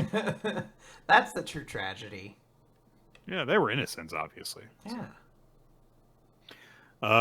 So Chihiro's got the 7th sword. He needs to find the Enchanted Blades. They're in Tokyo. End of chapter. Now, you moved through it kind of quickly. A little bit. And I don't disagree with that. I think I'm a little bit more positive in that I am a simple fool.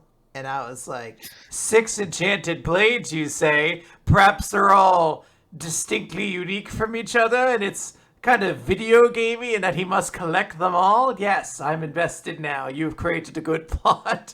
As opposed if they're all just swords, I'll be really upset. Well, they're specially, like, sword... Well, they have magic. If you're saying, like, right. If they're not, like, maybe, like, one's like a Naginata or something like that, or one of those things. I don't know. Like, this isn't good. I still have this enormous problem with, like, the friend. I don't know who this guy is. He's just very silly, and as a result, I just find him obnoxious in a way. I just don't really vibe with the sense of humor exactly. But I think that like having a plot direction at this point is a good thing. I don't know if it's necessarily a good thing for the series because you're like 7 shit. You can run into a guy with 2 and you're halfway through this thing if sales numbers aren't so great. But I was like, all right, there's something for me to like hook my simple lizard brain onto, and I think I'm excited for that. Yeah, I mean, it's a simple enough premise to get behind. My dad made the things. Some guys killed him and took it. I want to get him back. It's very straightforward. So yeah, it's easy to understand what's going on, and then you can get into the action scenes, which this chapter didn't have any of, so it didn't get to see what I thought was the highlight of the first chapter, which was a pretty well done fight scene. So this is what it is, you know. It's a shonen dark action adventure thing. It's very true. Now, Nick, let's talk about a series that has nowhere to go but up, of course. MamaYuyu, MamaYuyu. Was that MamaYuyu, MamaYuyu? I don't know. I'm just gonna try. I'm just trying to get MamaYuyu. Here we go again. The good ones going. Kiss kiss you. So number 3, the faucet and the baby bird. Oh no, Yu's been hit and she's got her arm off and she's gonna die and monster showed up and yeah. And it's a monster here.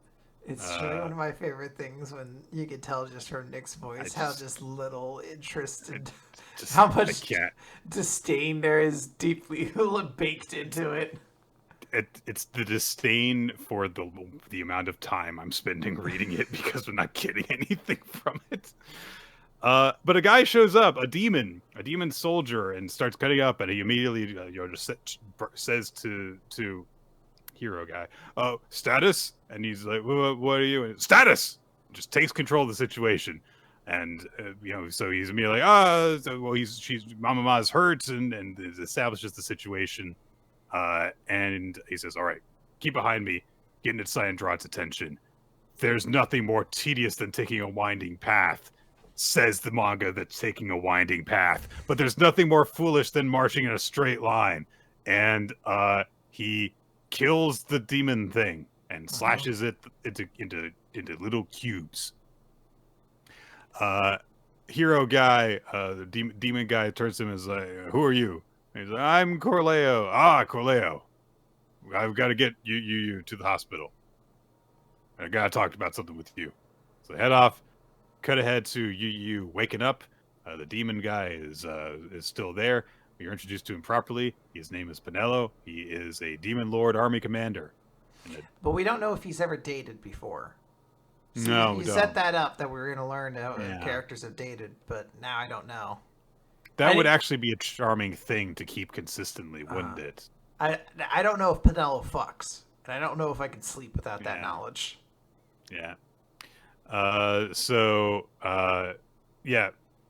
Yu is like, "Where's Corleo?" And Corleo comes back in, and Pinello's like, "All right. The reason I actually rushed over was to call Corleo to Central Army Headquarters. First, because we need to add to our forces, because there's been abnormalities since the previous incident, and currently there's a bunch of eyewitness accounts of demon kings and heroes from other worlds showing up. Okay, so will you come with us into battle?" And they go and sit outside to talk some more. They go sit in the hallway and talk about stuff. They say like, "Oh, they couldn't save Yu's hand. Oh, I'm sorry. If only I'd been there sooner." Okay, and Corleo's like, "I'm glad that people are calling me hero, but I tried to run away when the monster showed up." And Pinello's like, "Listen, you're in a tough spot and you had to take action. The answer to your problem was simple. Defeat the monster and take Lady Mama to the hospital. That's it. And I'm sure that crossed your mind, but I don't think I need to tell you why you couldn't do it. The act of protecting requires a fair share of strength, so perhaps that's why." And he says like you could join us if you want. No one's going to force you to do it. And I have to admit that of all the characters we've met, this guy is easily the most likable because he says things that make sense instantly. So Corleo goes in and talks to Mama about it, and Mama says, "He spoke like a jerk and involved in his drama like a jerk and demanded you get stronger." Like a jerk. And then she tries to say, like, "Of course, the arm, I punched him with his gun now. Guess you reap what you sow." And Corleo's like, "It's not funny!" all right. I mean, I was on my way to kind of liking her a little bit, but sure, you shut that down. Cool. So, Corleo she starts to say that he might be going to Central to join the army guys, and Mama says, like, hold on, before you say anything, shut up and listen. Hello, and I were romantically involved. No one besides us knows this. I mean, everyone kind of thought about it when you said you were bonded to the Anyway, so Corleo, in a moment of supreme maturity, says, ew, gross. And Mama, shut up! Because, like, the amount of whiplash that there is in this conversation, in these 2 pages, hey, I punched that guy, but my arm's missing. That's not funny! You're right. I'm sad. I'm sad. Oh, before you say anything, hello, we're romantically involved. Ew, gross. Shut up! All right. So, she says, like, we started up a neutral army. The army turned into the Demon Hero Coalition, settled into its current form. There was a backlash. The demons were resistant. Halo sacrificed himself to show his desire for coexistence, and he died. I took an orphan found to be the hero, you, and it's been 18 years since then. I was devastated after Halo died. I felt that void starting to heal as I spent time with you, and I would see Halo in you more and more. You're his mom. Stop saying things like this. And well, if she's looking at it as like a father and a child, she's like, oh, yeah, I see this person who I love and respected so much more in you every day. This person who I look at as a child. I get it. Quinn, she's his mom that isn't related to him by blood. I don't need any nebulous language coming into this situation. It's hot, Nick. Not related to him by blood? That's hot. So she says, like, look, I wanted to just keep you out of danger no matter what, but your will, your dreams and aspirations, all your choices, I was the one who kept those things restrained, even though you had your eyes set on that path. And Corleo's paused for a minute and is like, look, I want to get stronger. Nick, we didn't even mention that he says I want to get stronger, and right before that, it's a scene of a baby bird getting fed and getting stronger. He's the baby bird getting stronger, Nick. Yeah, look at our great hero, this baby bird. Don't you want to follow that baby bird in all of his adventures as he's a pathetic thing that needs to be fed mouth to mouth by its parent? But it's not blood-related parent. It's hot. Oh, so hot. So yeah, Corleo goes off to join up and goes to Pinello, and Pinello says, tell me, son, who are you? The hero, sir! We get the title page, MamaYuyu. Yeah, the turbulent era. The world's moving into the new era. The era of MamaYuyu. Demons and heroes. Well, it's good. We don't have to talk about where they're going to add it. The series just ended. That was its closing. It wrapped itself up. I mean, it was a short story, but sometimes those can be appreciated. This is a weird thing because, like, in some ways, this is the strongest chapter of this series so far. But at the same time, everything that doesn't have to do with Pinello just reinforces how little I want to read this manga.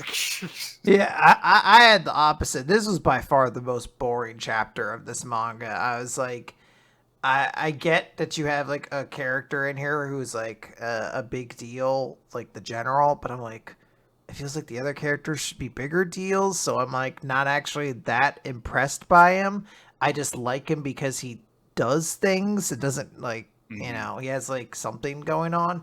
But yeah, like we just got more of Corleo's personality, which is like, oh, actually you're kind of whiny and annoying in a way I'm not like a huge big fan of. Real buzzkill. The premise is like, oh, hey, you know that thing we did in the first chapter? Actually, that can happen over and over again. Heroes and demon lords will be all over. I'm like, yeah, we did that though, so I'm not as interested. I was more interested. We wrapped the entire thing up in the first chapter. Yeah, I was more invested at like, oh, monsters are crossing over, and now this world is gonna have to deal with turbulence again. How are you gonna handle it, or whatever? Just I didn't find anything particularly interesting at the end of this. It wraps itself up in a way that like makes me emotionally feel very good about being like, yeah, I'm not gonna add this to the recap. Like, I saw this, I got it. Yeah, so there you go, guys. It's entirely Quinn's decision that we're not reading this series. But that's why I have a veto in the bank right here. I would be so I obsessed. I got this one from if I read enough books, Pizza Hut gave me one over the summer. I just read Garfield books and took Garfield off of the list when I handed it to them and just put Jay Davis. They're like, wow, this little girl read 78 books this summer. Oh, let's see here. Large and in charge. Throwing his weight around, tipping the scales. Oh, God. New Exorcist. That is, to be clear, very legitimately what I did as a child to win the Pizza Hut bucket challenges. New Exorcist. Hey, this is actually a pretty cool color page. I actually like how this looks. Chapter 19, Counter Tactics Against Niue. Of course, Shiroha's master showed up to take her because her family demanded it. There's a flashback to like how this happened. Like, all right.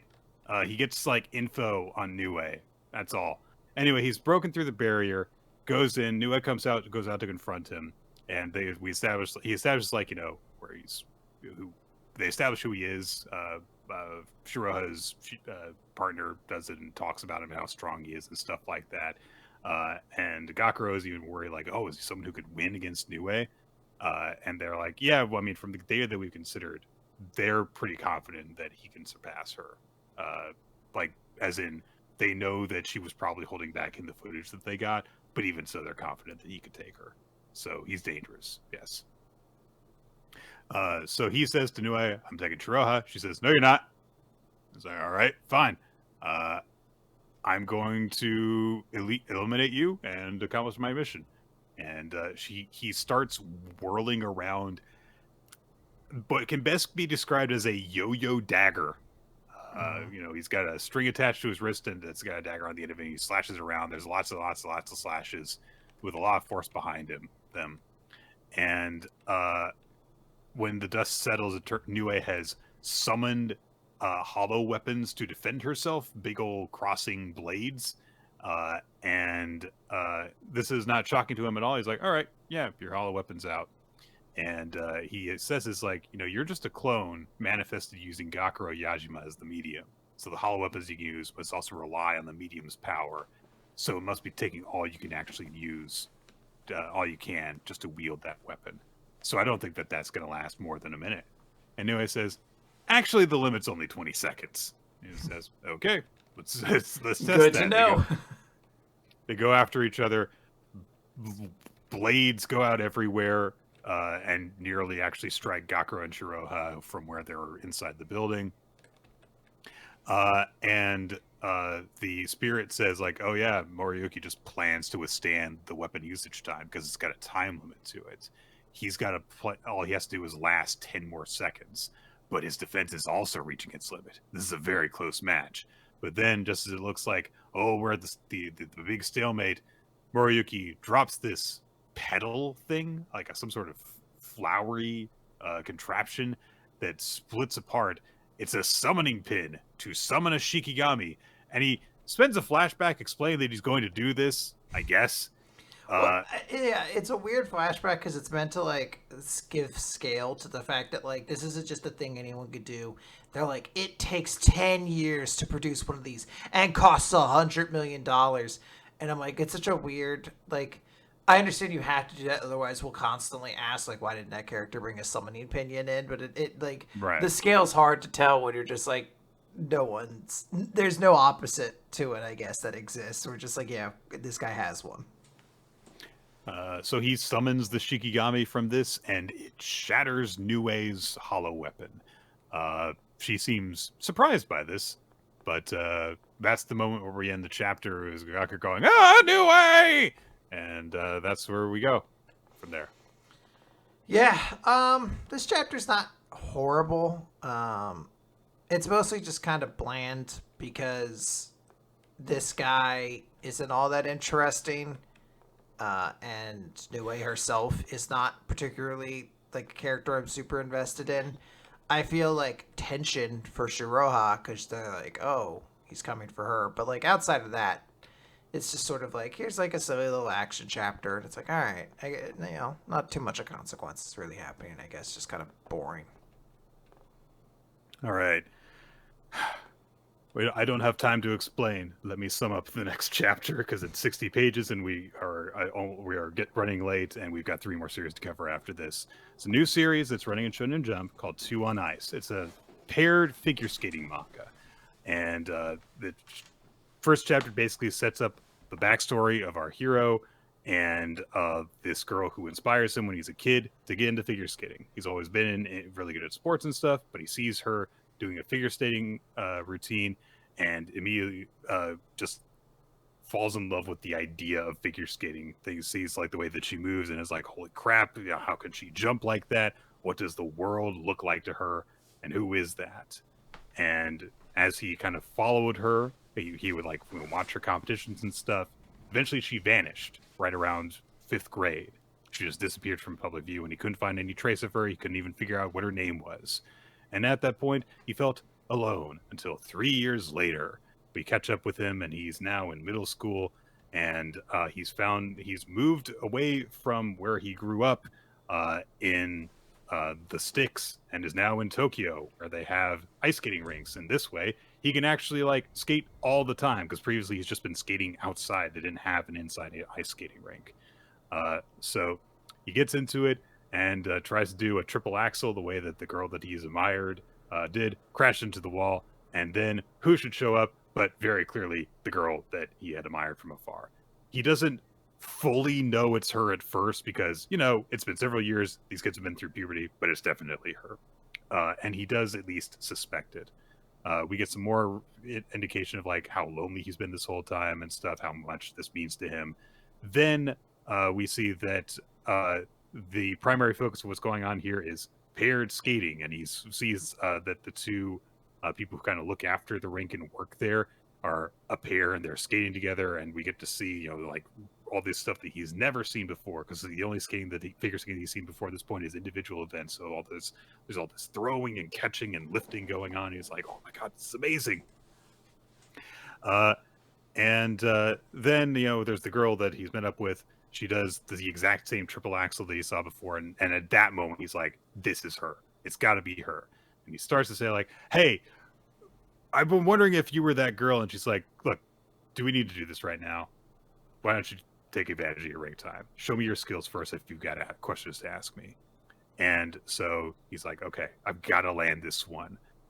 And he goes into it, and the girl watches and is like, he's kind of sloppy, but his technique is the same as mine. It's my triple loop. And he pulls it off. And so she's like, huh, did you base that on someone? And you realize like, oh, she knows that I know, and that we've met before. And he tells the story from his perspective to her in summary of like what he went through this point. Like, oh, this girl convinced me how cool figure skating was, so I wanted to catch up to her. So I would pretend to go to bed and then sneak out my window in the middle of the night and practice on the ice rink in the schoolyard from 1 a.m. until the sun rose every morning. Wow, that's a lot of dedication. It's like, because he realized like, I've only got the winter months to practice because I've got to do this outside, and I would never catch up if I didn't do this. And he's like, yeah, I couldn't do it during blizzards and cold fronts, but I could make it back home as long as it was above 5 degrees outside. So yeah, she's like, there's something wrong with you. Why'd you do that? He's like, I could have never caught up otherwise. So then she's like, all right, well, show me what else you could do. Everything else that he does besides the triple axel is really sloppy, even just basic spins and steps, because he was single-minded and just he practiced one kick 1,000 times and practiced no other kicks, basically. But everyone realized like, hey, there is this guy who's got all this unknown hidden potential, and you know the other workers are realizing like there's this newbie, and he's just met with this former prodigy who disappeared from the figure skating world. This might be fate. And the view shifts to the two of them actually skating together, and it's like they're skating back on his outside rink back home, and they're smiling and having a good time together. So yeah, they've had a good time. Eventually, she does say like, yeah, like it is me. I am that girl that you met, and there's only one way that you can skate with me. There's only one option: pair up with me. I don't do singles competitions anymore. I just want to do pairs. That's why I haven't been skating this whole time. I've been looking for a partner. So we can pair up, and if you're the real deal, we'll formally become partners. And so he's kind of hesitant about it. They decide to do it temporarily and then see how things go. And they finally actually share their names with each other. And that's it. We get a pair is formed arc as the prelude chapter finishes. I really like this so far. This is full-blown a sports manga being set up, and it does what the thing that sports manga should do, which is explain to you why this is cool and important. And it just spends the entire chapter doing that from our main character's perspective, and throws in enough twists and turns in there to really help establish the premise. So I really like this so far. I want to see where it goes. Yeah, I am optimistic for it, and I think I'm looking forward to seeing the next 2 chapters are engaging and fun. This one was a good little trip. Nick, we gotta get through Elusive Samurai. So Sheena showed up last time, leg sword girl. Bet she's gonna do some cool stuff, right? She does for about 4 pages, and then Akie does even more cool stuff, guys. Look at how cool Akie is. Look at him shooting his arrows. We've never seen him shoot his arrows before. It's really cool that he can shoot his arrows. And Genba and Natsu help Tokiyuki's uncle escape by cutting him free and then riding down on his thing that he's pinned to, and he's safe. Okay. God damn. I like this chapter a little bit more. We do get a lot with whatever her name is, Sword Lady. But they also very quickly establish that she can only go for a period of time before she gets really exhausted because she just loaded up her shit with weapons. So it's like a limiter. But the issue I have with this is that I'm like, I kind of like her and I think she's cool, but this won't retain my interest week to week because this isn't going to be the focal point or anything like that. It's the same like when Ayame or whatever her name was got like that big mallet where I was like, this is really cool, it's using this is really cool, but then the next chapter is going to be like, all right, this feudal lord is important for like a 7-month period, so we're gonna have to introduce him and talk about like his land development issues for a while. But because this is a like a weird series, he's gonna, I don't know, shoot his toenails off every time he gets excited or something. I'm like, all right, fine. I'm just not as interested in that, unfortunately. Why do you have to have such an accurate review of the Elusive Samurai, Quinn? Let's talk about Akane-banashi. I apologize if people want us to talk more. We really have very limited time, and One Piece is absurdly long, like complicated this week. Akane-banashi, story 79, the man who will be your guidepost. So, hey, last time Karashi was getting messages from both Asagao and Akane. He goes to meet up with them. I like how gremlin-y Akane is during this sequence. He's a fucking monster, this chapter. So they're mostly there to establish that, hey, Asagao was promoted to Futatsume. He's got like the banner and stuff, and Akane is helping him celebrate. Yay! Karashi's like, yeah, okay. And they're like, what the hell? Why aren't you be more positive about stuff? Akane calls him Kasalti, which is like, all right. So that happens, and then they're like, wait, you're basically saying that like you knew that he was getting promoted and then you came anyway. And they're like, oh, Karashi, you do care. Oh my god, I fucking hate these people. I fucking hate them. Akane has got a performance. She trips on her way to the stage, and Karashi's at me like, you klutz. And she says, no, I'm studying traditional dance right now, so my body is aching. I'm actually a female character with more character traits than I'm just a klutz. Thank you very much. Yeah. And we get a brief establishing thing that she's been learning not just from Urara, but Mayura, Urara's disciple. So and it's not been going well. She doesn't take to dance very readily. But she puts on her performance, and Karashi is watching her from the sides. One of the other Zenza notes that like, oh man, Akane is great. Everyone says that it's really easy to go on after her. She's a great crowd warmer. She's learned all these different things. She's expanded her repertoire. Everyone thinks she's going to have a big breakout moment. And Karashi just thinks back to watching the competition, seeing Hikaru beat Akane, and just mutters to himself, Should have won then. Damn, fucking savage, fucking brutal. She wasn't even there, and he killed her. No. He heads off because he's not there for the performance, but for something else. We also established that in addition to the dancing stuff, that Akane has been learning to play the taiko drums, and so Asagao notes like, oh yeah, you're expanding your repertoire. You're aiming for that Futatsume rank, just like I got. He holds up the banner again. But he establishes like, hey, the main thing though that's preventing you from going up to Futatsume is you've got to get a recommendation from one of the Arakawa Arch 4, and that's a problem because Shigema can't recommend you. You're his pupil. And then there's Iken, who was, had the results of the previous selection round, and then there's Zensho, who doesn't like Shigema's pupils. And these are all people who are like, they rotate on the judges panel to give their recommendations for who gets promoted. So the next chance that Akane really has to get promoted through that competition is from the fourth of the Arch 4, Taizen Arakawa, the Furious, the youngest member of the 4. And but Akane's like, well, yeah, but the Arch 4 can decide to extend a recommendation at any time, though. But Asagawa's like, yeah, but he's a lone wolf. You're not going to get anywhere waiting for him. So, and they establish the Red Sekai stuff. But Akane is like, look, I got to become a Futatsume as soon as I possibly can. I've got people I need to catch up to, rivals to beat, a wish I want granted.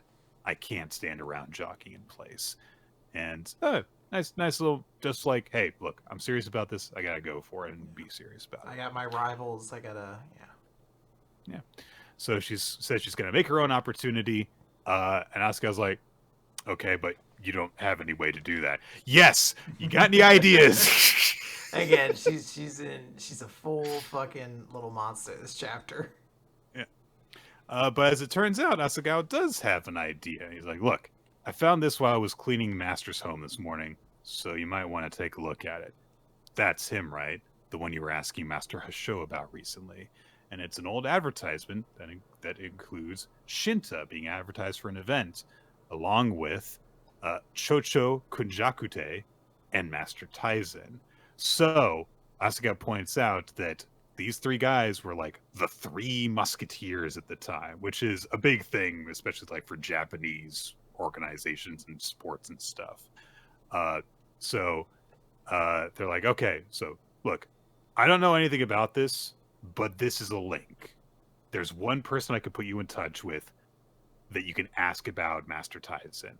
Today's closer is Chocho Kondakute, the man who will be your guidepost.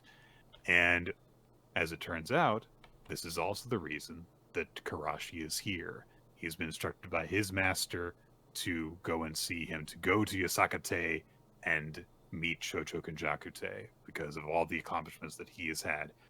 Even as with how quickly he went through them at an early age.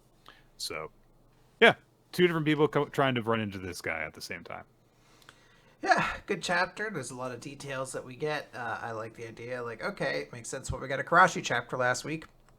He is going to be a central kind of element to this arc. Lots of new characters getting kind of like teased and introduced. Should be a good time. And I love Akane in this chapter. She just has such really a fun energy. Yeah, good stuff. All right, Nick, let's wrap things up with One Piece 1093 Luffy versus Kizaru.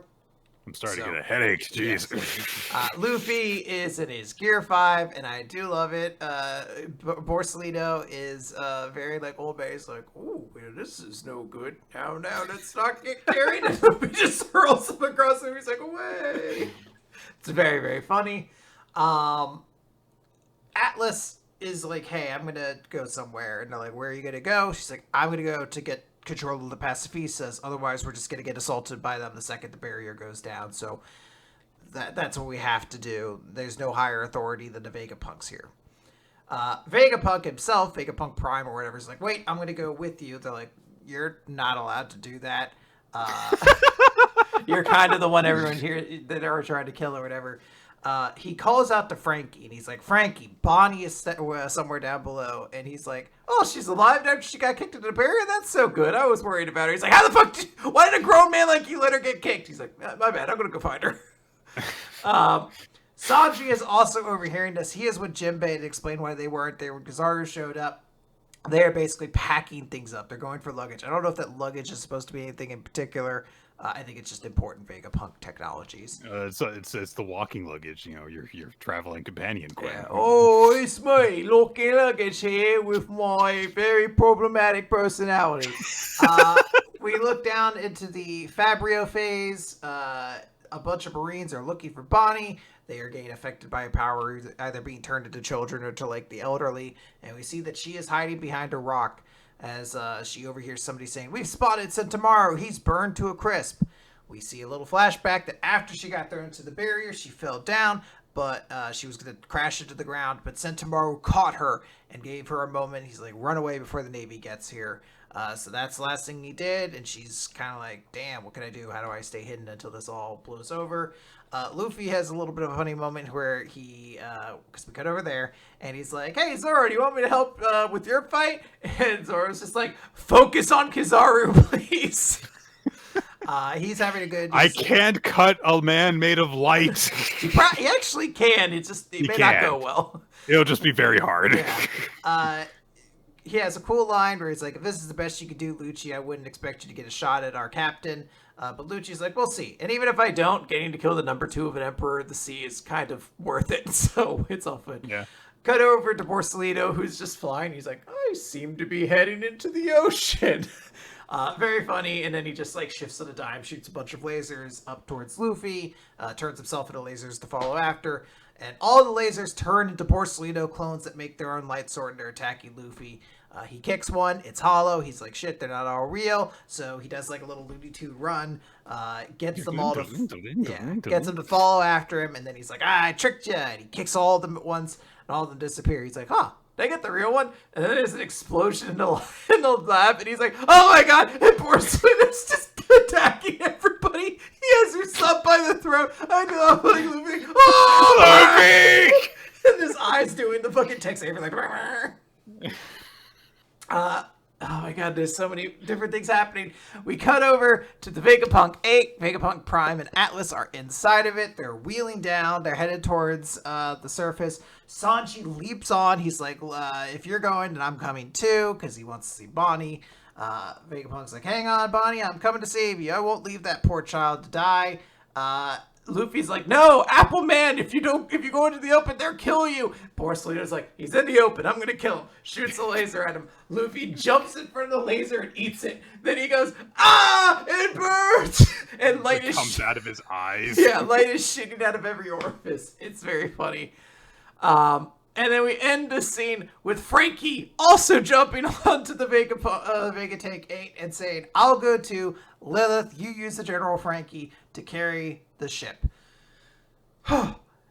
Wrapping up the chapter, we are at the coast of Egghead.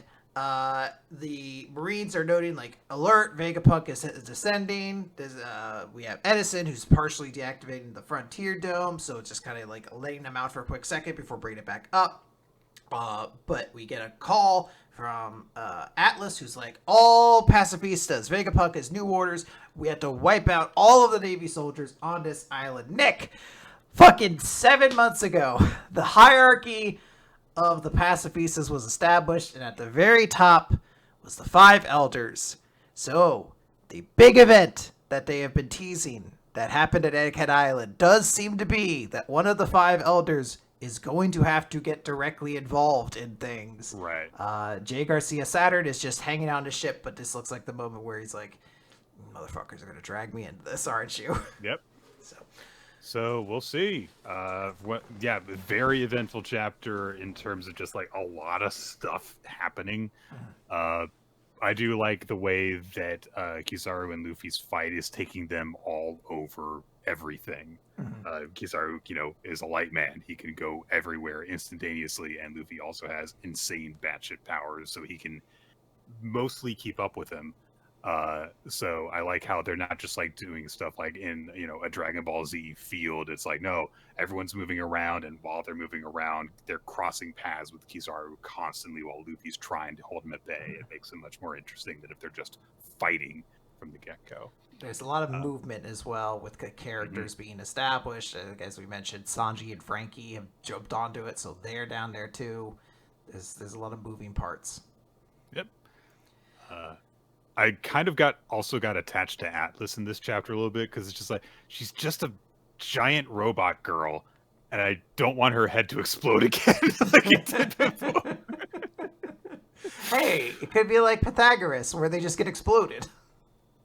Exactly. Yeah. Yeah. It's one of those things where it's like she's just such a big target, and I kind of wince at it when she's Yeah. getting in You're like, danger. oh, your hitbox is too big, and there's a guy with laser light powers. This is a bad sign. But Really good yeah. chapter, though. I do. We had to run through it pretty quickly, but I think a lot of this is very, very cool. And tell me, we had some good chapters this week. A lot of them I think didn't really get the attention that they deserved, but We had to talk about how there wasn't anything to talk about in Too Long Sorry. Group. It was very important to do that. What was your favorite series this week? I think my favorite series is One Piece. I really had a lot of fun with this One Piece chapter. I like Borsalino, his whole personality of like being just this like old man who's just like, no, let's not get carried, and him getting just flung across a way is like legitimately very, very funny to me. And I do like him showing up, but he's also just so terrifying when he does show up. Like, I think it's very cool if he kills all the clones, and he's like, where's the real one? And the real one's just fucking up his crew. Didn't waste a moment because it could not have taken Luffy very long to do that Yeah. too. So Very, very cool. yeah. A lot of like just cool details, and I do, as I said, like I don't think it's ever been a surprise that they were going to pay off the Five Elders thing when they established that in One Piece as like the pacifista control. But like as we move towards it, like damn, this actually does feel like a pretty big moment for the series.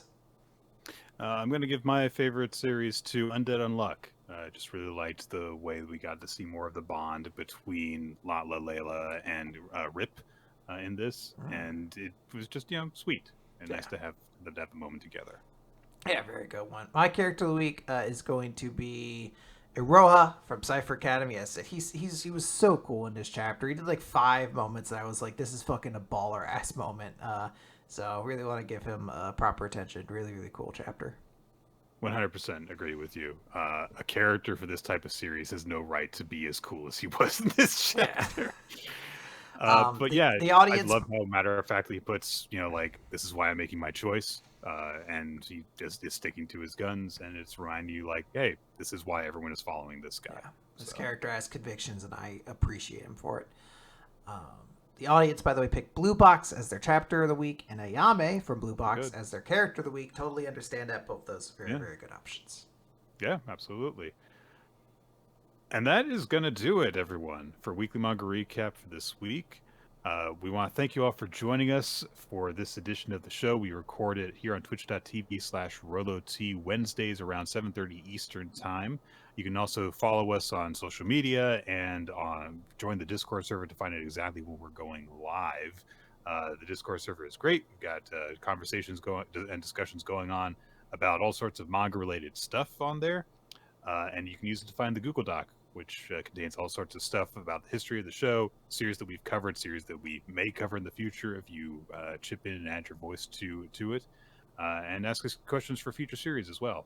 It's all really good stuff, maintained by Ninja X3i. And we also want to extend thanks to Milo Jack Stillitz and Winsdale Cheddar. They created the opening sequence for the video version of the show, which you can see on youtube.com/Weekly Manga Recap.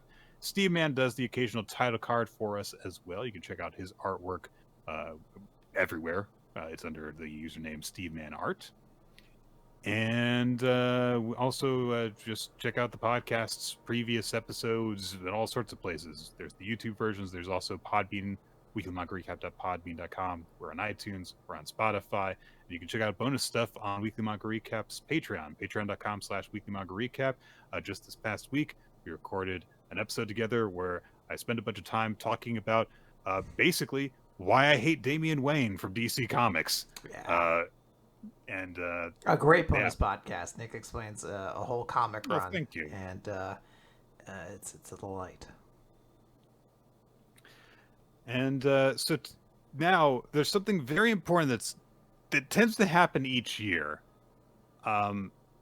which is that haunted stuff happens in October here on the podcast.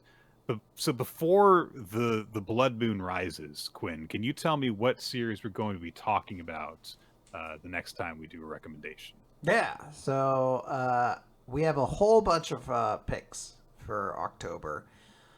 And I was challenged because there's a lot that are good, that are interesting, but they're very long. So I was at the crossroads of picking between a long one or a short one, and I truly left it up to fate. I put a bunch of picks in a wheel and just spun it. Whatever came up was the answer. So the one we're going to be covering first is a short one, it looks like. This is a recommendation from Molderman. It is a series called Hideout. The description just says a short and creepy revenge slasher manga. So it's only 9 chapters, it looks like. So it looks like, at least for now, we'll start out trying to get a couple short things in here. Okay, then. Hideout is the manga that we will be talking about next time, guys. Thank you all for joining us for this very, very...